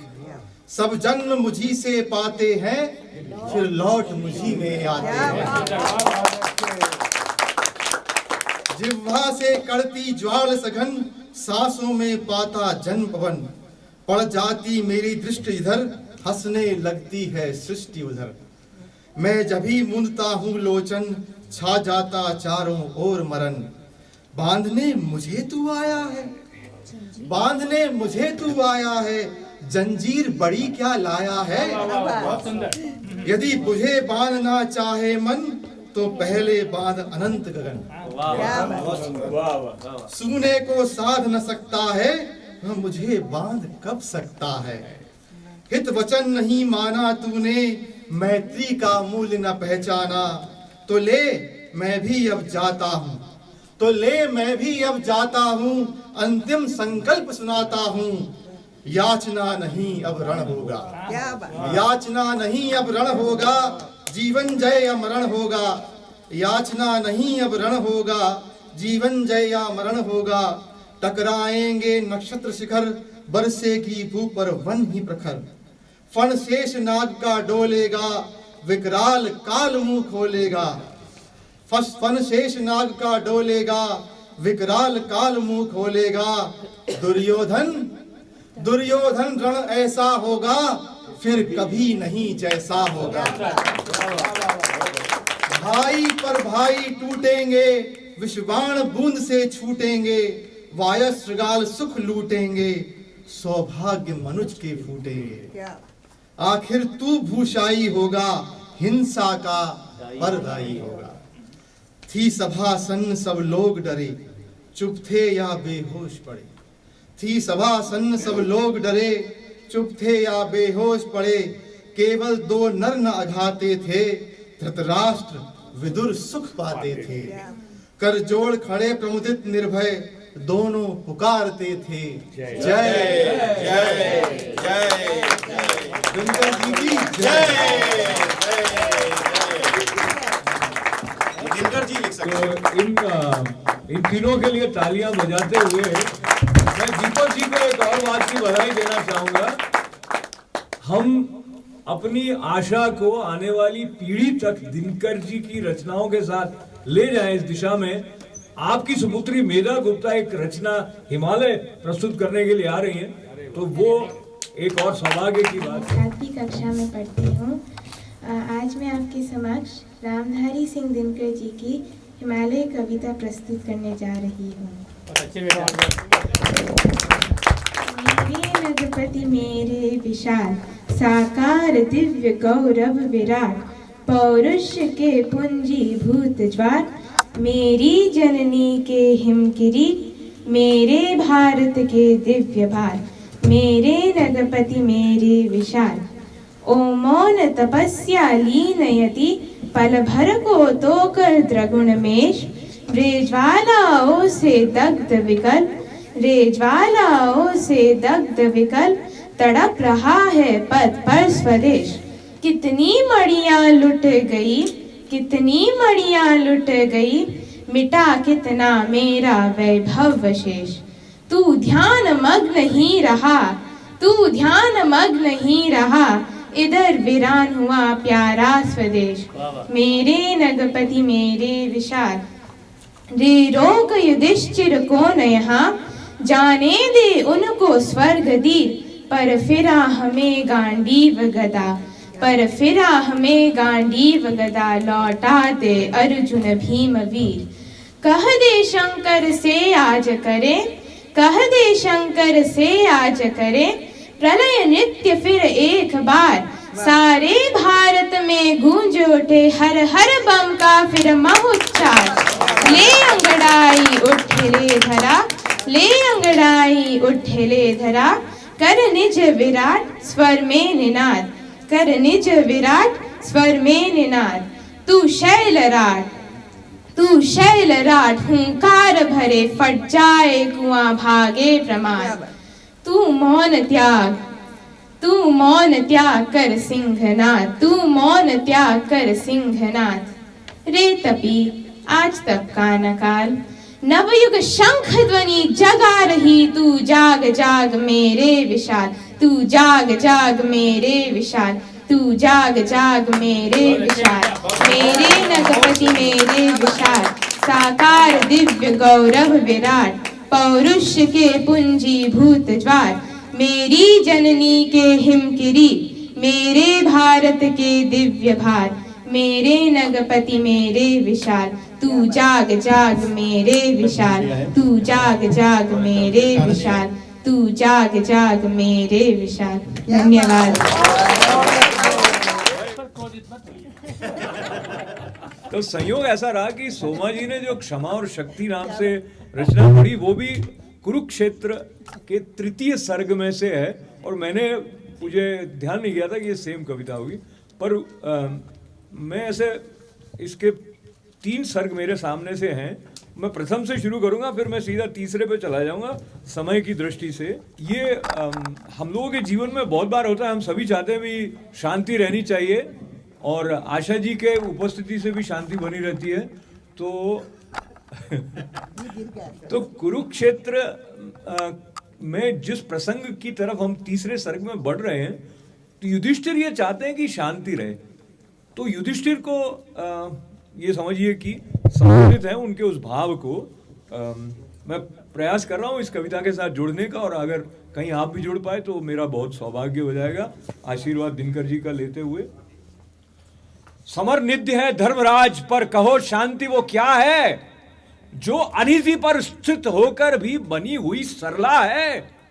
सुख समृद्धि के विपुल कोश संचित कर कल बल छल से, किसी क्षुधित के ग्रास छीन, धन लूट किसी निर्बल से। सब समेट प्रहरी बिटला कर, कहती कुछ मत बोलो, शांति सुधा बह रही न इसमें, गरल क्रांति का घोलो। हिलो डुलो मत, हृदय रक्त अपना मुझको पीने दो, अचल रहे साम्राज्य शांति का, जियो और जीने दो। सच है सत्ता सिमट सिमट जिनके हाथों में आई, शांति भक्त वे साधु पुरुष क्यों चाहें कभी लड़ाई। सुख का सम्यक रूप विभाजन जहां नीति से नय से, संभव नहीं अशांति दबी हो जहां खड्ग के भय से। जहां पालते हो अनीति पद्धति को सत्ताधारी, जहां सूत्रधर हो समाज के अन्यायी अविचारी, नीति युक्त प्रस्ताव संधि के जहां न आदर पाए, जहां सत्य कहने वालों के शीश उतारे जाए, जहां खड्ग बल एकमात्र आधार बने शासन का, दबे क्रोध से भभक रहा हो हृदय जहां जन जन का, सहते सहते अनय जहां मर रहा मनुज का मन हो, समझ का पुरुष अपने को धिक्कार रहा जन जन हो। अहंकार के साथ घृणा का जहां द्वंद्व हो जारी, ऊपर शांति तलातल में हो छिटक रही चिंगारी, आगामी विस्फोट काल के मुख पर दमक रहा हो, इंगित में अंगार विवश भावों में चमक रहा हो, पढ़कर भी संकेत सजग हो, किंतु न सत्ताधारी दुर्मति और अनल में दे आहुतियां बारी बारी, कभी नए शोषण से, कभी उपेक्षा, कभी दमन से, अपमानों से, कभी कभी शरवेदत व्यंग्य वचन से, दबे हुए आवेग वहां यदि उबल किसी दिन फूटे, संयम छोड़ काल बन मानव अन्यायी पर टूटे, कहो कौन दायी होगा उस दारुण जगत दहन का, अहंकार या घृणा, कौन दोषी होगा उस रण का। कुछ पंक्तियां आगे ले जाकर कुरुक्षेत्र के तीसरे सर्ग की तरफ आपके साथ चल रहा हूं। न्यायोचित अधिकार मांगने से न मिले तो लड़के, तेजस्वी छीनते समर को, जीत या कि खुद मर के। किसने कहा पाप है समुचित सत्य प्राप्ति हित लड़ना, उठा न्याय के खड्ग समर में अभय मारना मरना, क्षमा दया तब तेज मनोबल की दे व्रथा दुहाई, धर्मराज व्यंजित करते तुम मानव की कदर आई, हिंसा का आघात तपस्या ने कब कहां सहा है, देवों का दल सदा दानवों से हारता रहा है, मनोशक्ति प्यारी थी तुमको यदि पौरुष ज्वलन से, लोभ किया क्यों भरत राज्य का फिर क्यों आए वन से, पिया भीम ने विष लाक्षाग्रह जला हुए वनवासी, केश कर्षिता प्रिया सभा सम्मुख कहलाई दासी, क्षमा दया तब त्याग मनोबल सबका लिया सहारा, पर नर व्याग्र सुयोधन तुमसे कहो कहां कब हारा, क्षमाशील हो रिपु समक्ष तुम हुए विनत जितना ही, दुष्ट कौरवों ने तुमको कायर समझा उतना ही, अत्याचार सहन करने का कुफल यही होता है, पौरुष का आतंक मनुज कोमल होकर खोता है, अरे क्षमा शोभती उस भुजंग को जिसके पास गरल हो, उसका क्या जो दंतहीन विष रहित विनीत सरल हो। 3 दिवस तक पंथ मांगते रघुपति सिंधु किनारे, बैठे पढ़ते रहे छंद अनुनय के प्यारे प्यारे, उत्तर में जब एक नाद भी उठा नहीं सागर से, उठी अधीर धधक पौरुष की आग राम के शर से, सिंधु देह दर त्राही त्राही करता आ गिरा शरण में, चरण पूज दासता ग्रहण की, बंधा मूढ़ बंधन में, सच पूछो तो शर्म ही बसती है दीप्ति विनय की, संधि वचन संपूज्य उसी का जिसमें शक्ति विजय की, सहनशीलता क्षमा दया को तभी पूजता जग है, बल का दर्प चमकता उसके पीछे जब जगमग है, जहां नहीं सामर्थ्य शोध की क्षमा वहां निष्फल है, गरल घूंट पी जाने का मिस है, वाणी का छल है, फलक क्षमा का ओढ़ छिपाते जो अपनी कायरता, वे क्या जाने ज्वलित प्राण नर की पौरुष निर्भरता, वे क्या जाने नर में वो क्या असहनशील अनल है, जो लगते ही स्पर्श हृदय से सिर तक उठता बल है, जो लगते ही स्पर्श हृदय से सिर तक उठता बल है। बहुत बहुत धन्यवाद। कहा तो उनके साथ में जो हम अंग्रेजी भाषा का एनसाइक्लोपीडिया शब्द ले लेते हैं, तो भाव भाषा और जो गहराई दिनकर जी की रचनाओं की है, उस तक हमें और ऊंचाई तक ले जाने का जो मधुर उत्तरदायित्व है वो सुरेंद्र तिवारी जी ने स्वीकार किया। उसके लिए उनका बहुत बहुत आभार व्यक्त करते हुए पुनः आपको मैं आमंत्रित कर रहा हूं।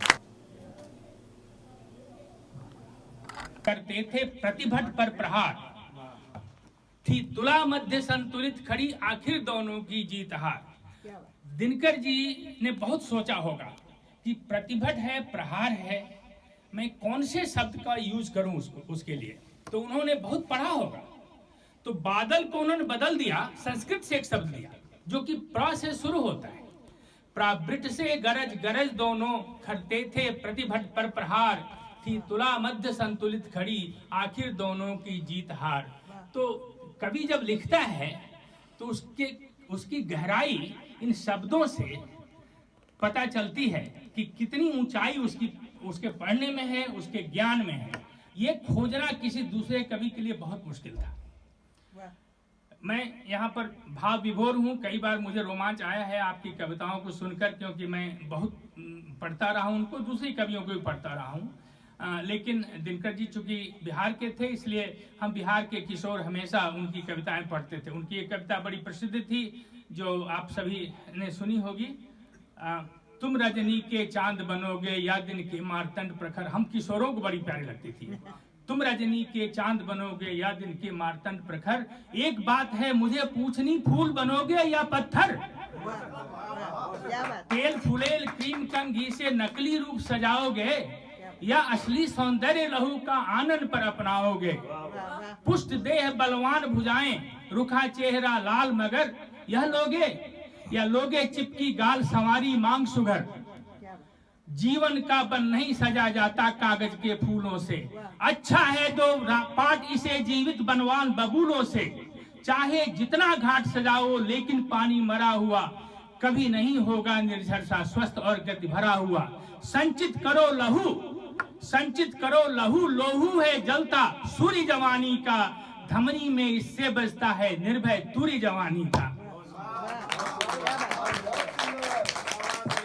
मैं पढ़ता रहूंगा तो पढ़ता ही रह जाऊंगा। कालातीत जब तक मन करे। एक्चुअली जब तरुण जी इतने जोश से पढ़ रहे थे कृष्ण की चेतावनी, तो आजकल कृष्ण की चेतावनी बहुत लोग पढ़ते हैं। मनोज वाजपेयी ने 10-15 पंक्तियां उनकी पढ़ी हैं, अभिषेक राणा ने पूरा पढ़ा है। तो उस पर मुझे याद आया, मनोज जी तो मेरे गांव के पास के हैं, इसलिए मुझे मनोज जी अच्छी तरह मालूम है। जब कृष्ण गुस्सा होके चलने लगते हैं तब का प्रसंग बड़ा प्यारा है। तो कुछ पंक्तियां उसकी सुनाता हूं जो मुझे याद है, अगर गलती होगी तो माफी चाहता हूं पहले से। तो भगवान ने क्या किया, भगवान सभा को छोड़ चले, करते रणगर्जन घोर चले। ये बड़ी कूटनीति है, जरा समझिएगा इसको, कैसे भगवान पटाने की कोशिश करते हैं कर्ण को, राइट। तो कहते हैं भगवान सभा को छोड़ चले, करते रणगर्जन घोर चले। सामने कर्ण सकुचाया सा, आ मिला चकित भरमाया सा। हरि बड़े प्रेम से कर धर कर, अभी इतना गुस्सा थे भगवान हैं, हरि बड़े प्रेम से कर धर कर ले चढ़े उसे अपने रथ पर। रथ चला परस्पर बात चली, समदम की टेढ़ी घात चली। शीतल हो हरि ने कहा हाय, अब शेष नहीं कोई उपाय। हो विवश हमें धन धरना है, क्षत्रिय समूह को मरना है।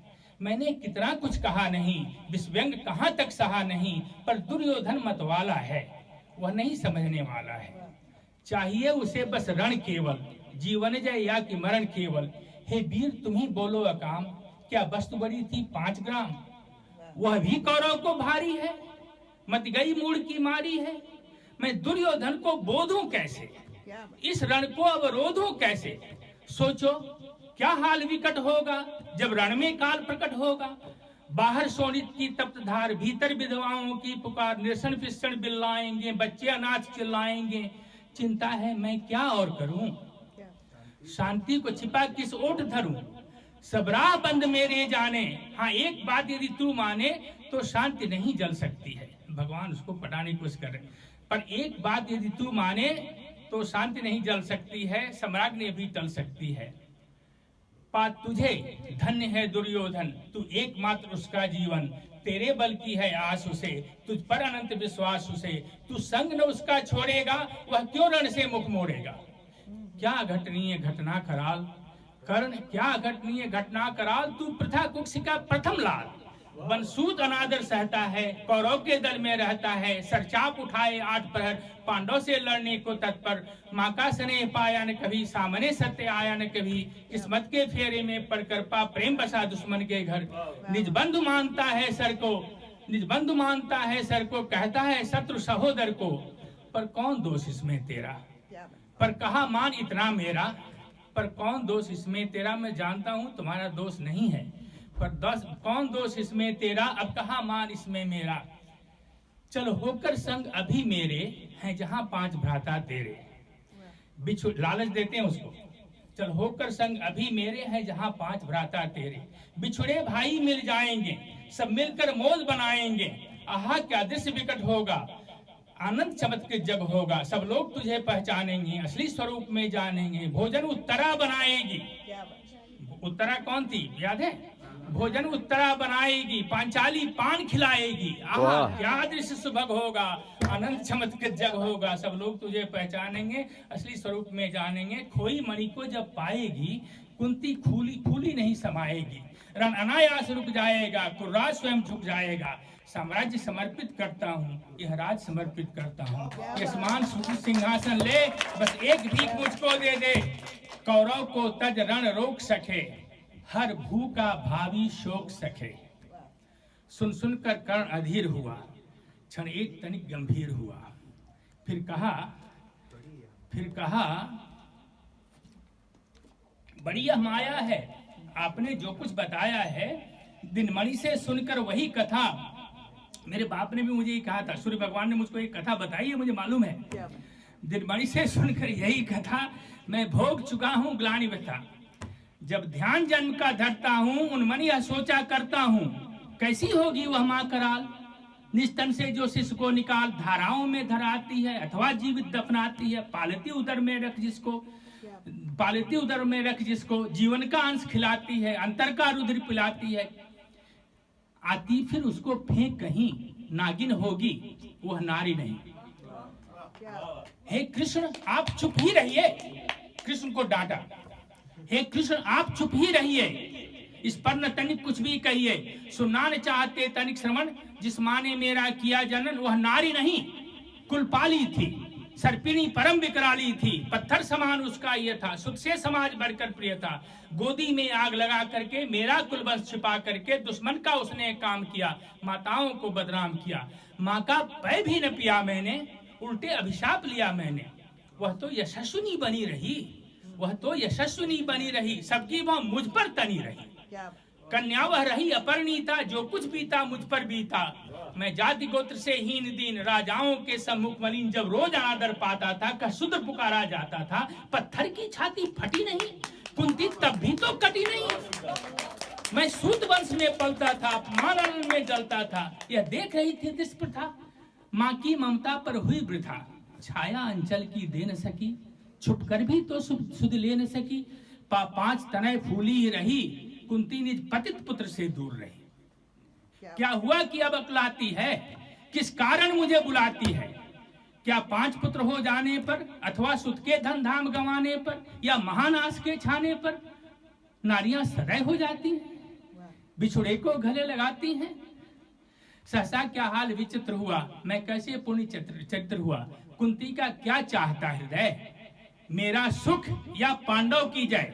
केशव यह अभिनंदन क्या है, यह नूतन परिवर्तन क्या है, ये आप बता रहे हैं कि भोजन उत्तरा बनाएगी, यह नूतन परिवर्तन क्या है, यह नूतन अभिनंदन क्या है, मैं हुआ धनुर्धर जब नामी, तब लोग हुए हित के कामी, मैं हुआ धनुर्धर जब नामी, सब लोग हुए हित के कामी, पर ऐसा भी था एक समय जब यह समाज निष्ठुर निर्दय किंचित न से दर्शाता था, विस्व्यंग सदा बरसाता था, क्या नहीं आपने भी जाना, मुझको न आज तक पहचाना, धन को मैं धूल समझता हूँ, जीवन को मूल समझता हूँ, धनराशि योग ना लक्ष्य नहीं, साम्राज्य भोग ना लक्ष्य नहीं, भुजबल से कर सम्राट विजय, कर अमृत समृद्धियों का संचय दे दिया मित्र दुर्योधन को, तृष्णा छू भी न सकी मन को, वैभव विलास की चाह नहीं, मुझको अपनी परवाह नहीं, दान की देव सरिता निर्मल, करतल से भरती रहे सदा, निर्धन को भरती रहे सदा, तुच्छ है राज्य क्या है केशव, पाता नर क्या कर प्राप्त विभव, चिंता प्रभूत अत्यल्प हास, कुछ चाक्य चिक्क कुछ क्षण विलास, पर वह भी यहीं गंवाना है, कुछ साथ नहीं ले जाना है। मुझसे मनुष्य जो होते हैं चिंतन का भार न ढोते हैं, आते हैं पाते हैं रतन लुटाने को, पाते हैं धन बिखराने को। साधना और धन एक नहीं, साम्राज्य और रण, तपस्या और रण एक नहीं, साधना और धन एक नहीं। मैं सब भूल गया हूं, लेकिन अंतिम पंक्तियां बड़ी प्यारी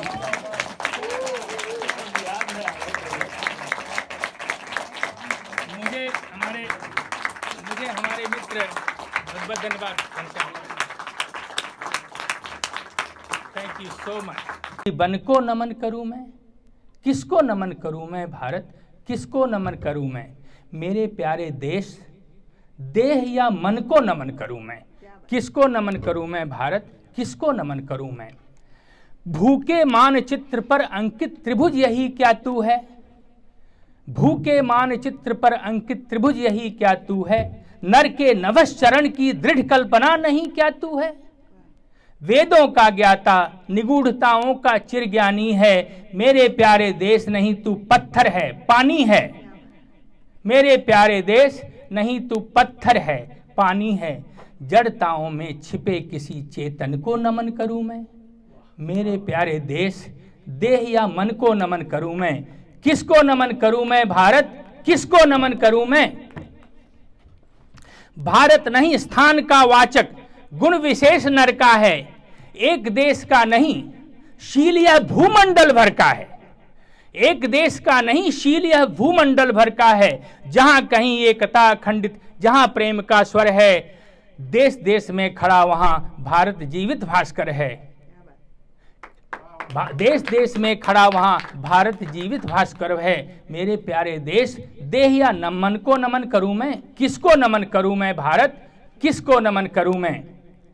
खंडित है यह मही शैल से, सरिता से, सागर से, पर जब भी दो हाथ निकल मिलते द्वीपांतर से, शून्य आसन को तब खाई को पाट, शून्य में महामोद मचता है, दो द्वीपों के बीच सेतु यह भारत ही रचता है, दो द्वीपों के बीच सेतु यह भारत ही रचता है। मंगलमय इस महासेतु बंधन को नमन करूं मैं, किसको नमन करूं मैं भारत, किसको नमन करूं मैं। मेरे प्यारे देश, देह या मन को नमन करूं मैं, किसको नमन करूं मैं भारत, किसको नमन करूं मैं। दो हृदयों के तार जहां भी जो जन जोड़ रहे हैं, मित्र भाव की ओर विश्व की गति को मोड़ रहे हैं, घोल रहे हैं जो जीवन सरिता में प्रेम रसायन, खोल रहे हैं देश देश के बीच मुदे बातायन।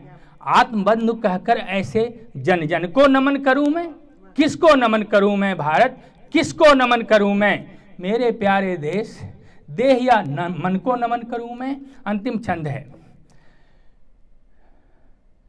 उठे जहां भी घोष शांति का भारत स्वर तेरा है, उठे जहां भी घोष शांति का भारत स्वर तेरा है, जिसके कर में धर्मदीप भारत वह नर तेरा है।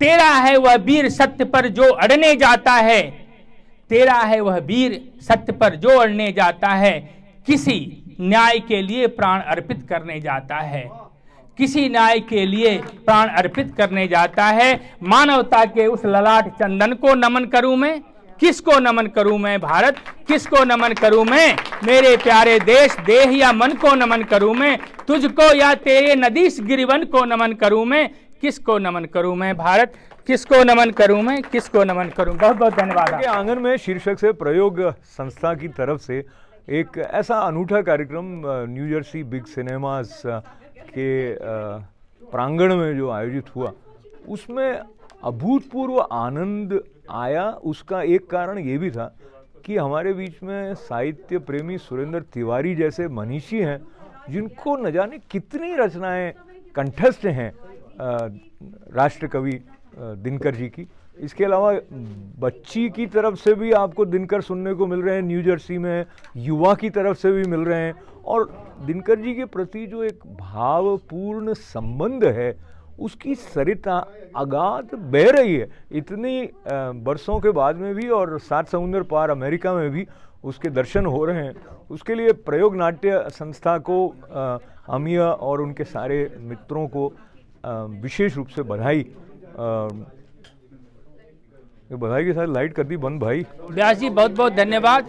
आज का प्रोग्राम बहुत ही अच्छा रहा और जितने जोश से लोगों ने दिनकर जी की कविताएं पढ़ी वो अपने में काबिले गौर है और बहुत बड़ी मिसाल है।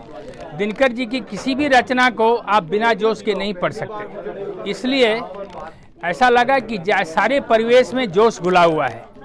जिन 5-6 लोगों ने रचनाएं पढ़ी सबों के अंदर एकदम अदम्य उत्साह था। मैं उसका बड़ा कृतज्ञ हूँ कि इतना अच्छा प्रोग्राम में हुआ, लोगों ने बहुत परिश्रम किया था और इसके लिए आप सबों का बहुत बहुत धन्यवाद। दिनकर जी अपने आप में एक इंस्टीट्यूशन थे, एक संस्था थे, क्योंकि उन्होंने कविता को जोश की बड़ी ऊंचाई दी थी। जो भी कविताएं हैं उनकी, चाहे किशोर लोग के लिए हो, जीवन से संबंधित हो या देश से संबंधित हो, उनकी वो कविता बड़ी प्रसिद्ध है जो आप सब जानते हैं। वो है जा रही देवता से मिलने तो इतनी कृपा किए जाओ, अपनी फूलों की डाली में यह दर्पण एक लिए जाओ, आरती फूल फल से प्रसन्न हो जैसे पहले कर देना, जब हाल धरित्री का पूछें तो यह दर्पण सम्मुख धर देना। बिंबित है इसमें पुरुष पुरातन, है मानस का घोर भंवर, है कांप रही प्रकृति इसमें, है डोल रही प्रकृति इसमें, है कांप रहा इसमें अंबर। यह दिखलाएगा उनको छाया मिट्टी के चाहों की, अंबर की घोर विकलता की, धरती के आकुलताहों की, ढहती मीनारों की छाया, गिरती दीवारों की छाया, छाया छाया ब्रह्माणी की जो गीतों का शब्द होती है, भुज में वीणा की लाश लिए जो आतप से बढ़कर सोती है, झांकी उस भीत परिधि की जो दिख रही कुछ थोड़ी सी, झांकी उस भीत परिधि की जो दिख रही कुछ थोड़ी सी, क्षितिजों के पास पड़ी पतली चमचम सोने की डोरी सी। सचमुच ही यह प्रोग्राम बहुत ही सुंदर था और मैं बहुत बहुत कृतज्ञ हूँ आप सबों का कि आप सबों ने मुझे बुलाया और इतने लोगों ने इतनी अच्छी कविताएं पढ़ी दिनकर की, मैं धन्य हो गया। बहुत बहुत धन्यवाद। नमस्कार, मेरा नाम अमीय मेहता। मैं प्रयोग नाट्य समूह के साथ जुड़ा हुआ हूँ पिछले करीब कई वर्षों से और प्रयोग निरंतर नाट्य प्रदर्शन करता रहा है और अभी हाल ही में और बल्कि पिछले 1.5 सालों से हम लोग कोविड और महामारी के दौर से गुजरे हैं। जब स्थितियां अब सामान्य होती दिख रही हैं तो प्रयोग का ये प्रयास है कि हम कुछ कलात्मक रचनात्मक प्रस्तुतियां लेकर आएँ और उस दिशा में ये हमारा पहला प्रयास है जिसे कि हम इन पर्सन प्रोग्राम कह सकते हैं। दिनकर जी जो हमारे राष्ट्र कवि रहे हैं उनकी श्रद्धा में उनको श्रद्धा सुमन समर्पित करते हुए हमने आज इस दोपहर का आयोजन किया था और मैं सभी सुधीजनों का आभार व्यक्त करता हूं जो आज हमारे साथ जुड़े। सुरेंद्र तिवारी जी, अशोक व्यास जी, घनश्याम गुप्त जी इत्यादि, जिनके कारण आज हमें लगता है कि सारे दर्शकों ने बहुत साहित्य रस का आनंद लिया और बड़े खुशी और सहर्ष हमें आज यहाँ पर बधाइयाँ देकर निकले। बहुत बहुत धन्यवाद। प्रयोग नाट्य ग्रुप को मेरी तरफ से बहुत बहुत बधाई आज के इस अद्भुत कार्यक्रम के लिए, अनोखे कार्यक्रम के लिए। और मैं चाहूँगा कि हम इस श्रृंखला को जारी रखें। हमारे जो साहित्यकार हैं, जो हमारी कालजयी रचनाएं हैं, हम उन्हें अपने श्रोताओं के साथ सामने, दर्शकों के सामने हम उनको ला सकें और एक साहित्यिक माहौल बना सकें अगर हम न्यू जर्सी में, तो ये एक बहुत बड़ी उपलब्धि होगी। मेरा नाम हिमांशु और मैं इस वक्त एडिसन में हूँ, बिग सिनेमा। यहाँ पर दिनकर जी की याद में एक संध्या आयोजित की गई और बहुत ही रोचक कविताएं और वो पुरानी यादें ताज़ा हो गई जो हम उनकी कविताएं बचपन में पढ़ते थे। जोश से भरपूर सोच, एक विजन, भारत देश की और हिंदी की साहित्य की यादें ताज़ा हो गई और इसके लिए प्रयोग परिवार और ITV गोल्ड सबको बहुत बहुत धन्यवाद। अर्जुन, तुम भी अपने समस्त विक्रम बल का आह्वान करो, अर्जित असंख्य विद्याओं का हो सजग हृदय में ध्यान धरो, जो भी है तुम में तेज चरम पर उसे खींच लाना होगा, तैयार रहो एक चमत्कार तुमको भी दिखलाना होगा। रामधारी सिंह दिनकर जी के रश्मि रथी के सप्तम सर्ग की कविताएं जिन्होंने मुझे जीवन की हर कठिनाइयों से लड़ने की क्षमता दी है। आज दिनकर के आंगन में फंक्शन में कविताएं पढ़ने का सौभाग्य प्राप्त हुआ। कभी सोचा नहीं था कि यूएस में आके ऐसा फंक्शन में कविताएं पढ़ने का मौका मिलेगा और एक बहुत ही अद्भुत अनुभूति थी ये। सभी जिन लोगों ने इसमें अपना सहयोग दिया उनको बहुत बहुत धन्यवाद। आशा करता हूँ ऐसे और भी फंक्शंस भविष्य में होते रहें ताकि हमारे आने वाली पीढ़ी और हमारी जनरेशन स्पेशली दिनकर जी को सुने, हमारे लेजेंडरी पोएट्स को सुने। इतना समृद्ध जो हमारा लिटरेचर है, ऐसे फंक्शन उस लिटरेचर को जनता तक या जन जन तक पहुंचाने के लिए मील का पत्थर साबित हो सकते हैं। तो हम सबको आगे आना चाहिए, ऐसे फंक्शनों में बढ़ चढ़कर भाग लेना चाहिए। Thank you very much. नमस्ते, मेरा नाम मेधा गुप्ता है और आज हमने रामधारी सिंह दिनकर जी की हिमालय कविता प्रस्तुत की थी। ये हमारा पहली बार किया है। हमको इसके पहले बहुत डर लग रहा था, पर पापा मम्मी ने पुश किया तब हमने किया। और ये एक हफ्ते में किया था एक दूसरे कार्यक्रम के लिए और हमको आज बहुत मज़ा आया। कुछ दो पंक्तियाँ उसकी सुनाइए। और रे रोक युधिष्ठिर को न यहाँ जाने दे उनको स्वर्ग दी, पर फिरा हमें गांडीव गदा, पर फिरा हमें गांडीव गदा, लौटाते अर्जुन भीम वीर। धन्यवाद। नहीं, कार्यक्रम मुझे बहुत अच्छा लगा और आपके संचालन में कार्यक्रम अक्सर अच्छे होते हैं। जो माहौल है वो सहज रहता है और ये आपका एक ये भी पक्ष मालूम पड़ा कि आप कैसे काव्य पाठ ऊर्जा के साथ करते हैं। ये भी मालूम पड़ा कि आपने MBA किया हुआ है तो उससे थोड़ा सा आपका स्तर थोड़ा उठा और MBA का स्तर थोड़ा गिरा। तो और मुझे क्या कहना है, दिनकर जी की रचनाएं सुनी जो उनके बारे में। दिनकर जी की रचनाएं जो तिवारी जी हैं वो तो कमाल है ही। बाकी आशा जी ने बहुत अच्छा पढ़ा था और बोला था। और दिनकर जी हैं, कोई भी पढ़ेगा तो अच्छी लगेगी कविता। आज के दिन प्रयोग संस्था की ओर से पहली बार एक साहित्यिक कार्यक्रम का आयोजन किया गया दिनकर के आंगन में। हमारे राष्ट्रकवि दिनकर, जिनके बिना उत्तर भारत में शायद ही कोई ऐसा विद्यार्थी हो जिसने दिनकर जी की कविताओं का पठन या वाचन न किया हो, ऐसे दिनकर जी से लेकर के हमारे वास्तविक साहित्य के सूर्य दिनकर जी को लेकर के प्रयोग संस्था ने न्यू जर्सी में उनकी याद में एक कार्यक्रम का आयोजन किया और सौभाग्यवश ये कार्यक्रम काफ़ी ज़्यादा सफल रहा।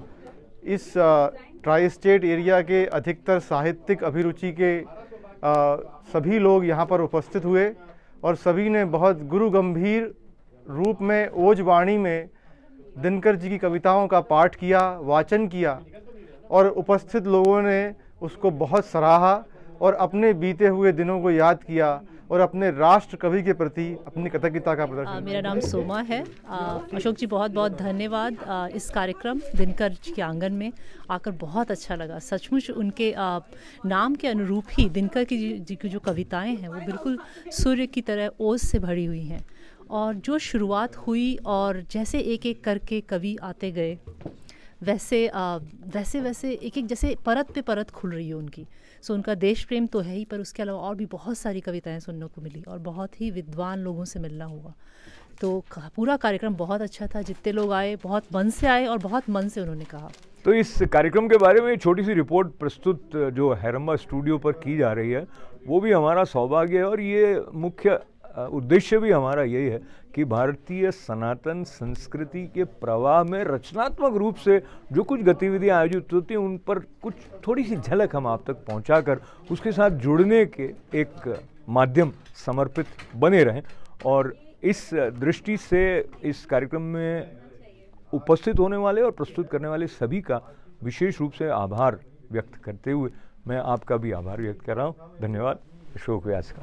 सिंधु स्वरों की ओ जननी दे मुझे मृदुवाणी निरे गरे ग म पध प ध नि निरे गरे सा।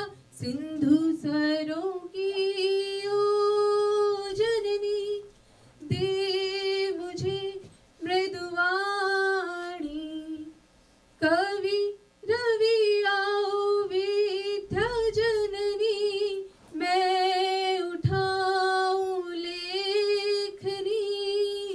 लेखनी श्वेत वस्त्र हंसवाहनी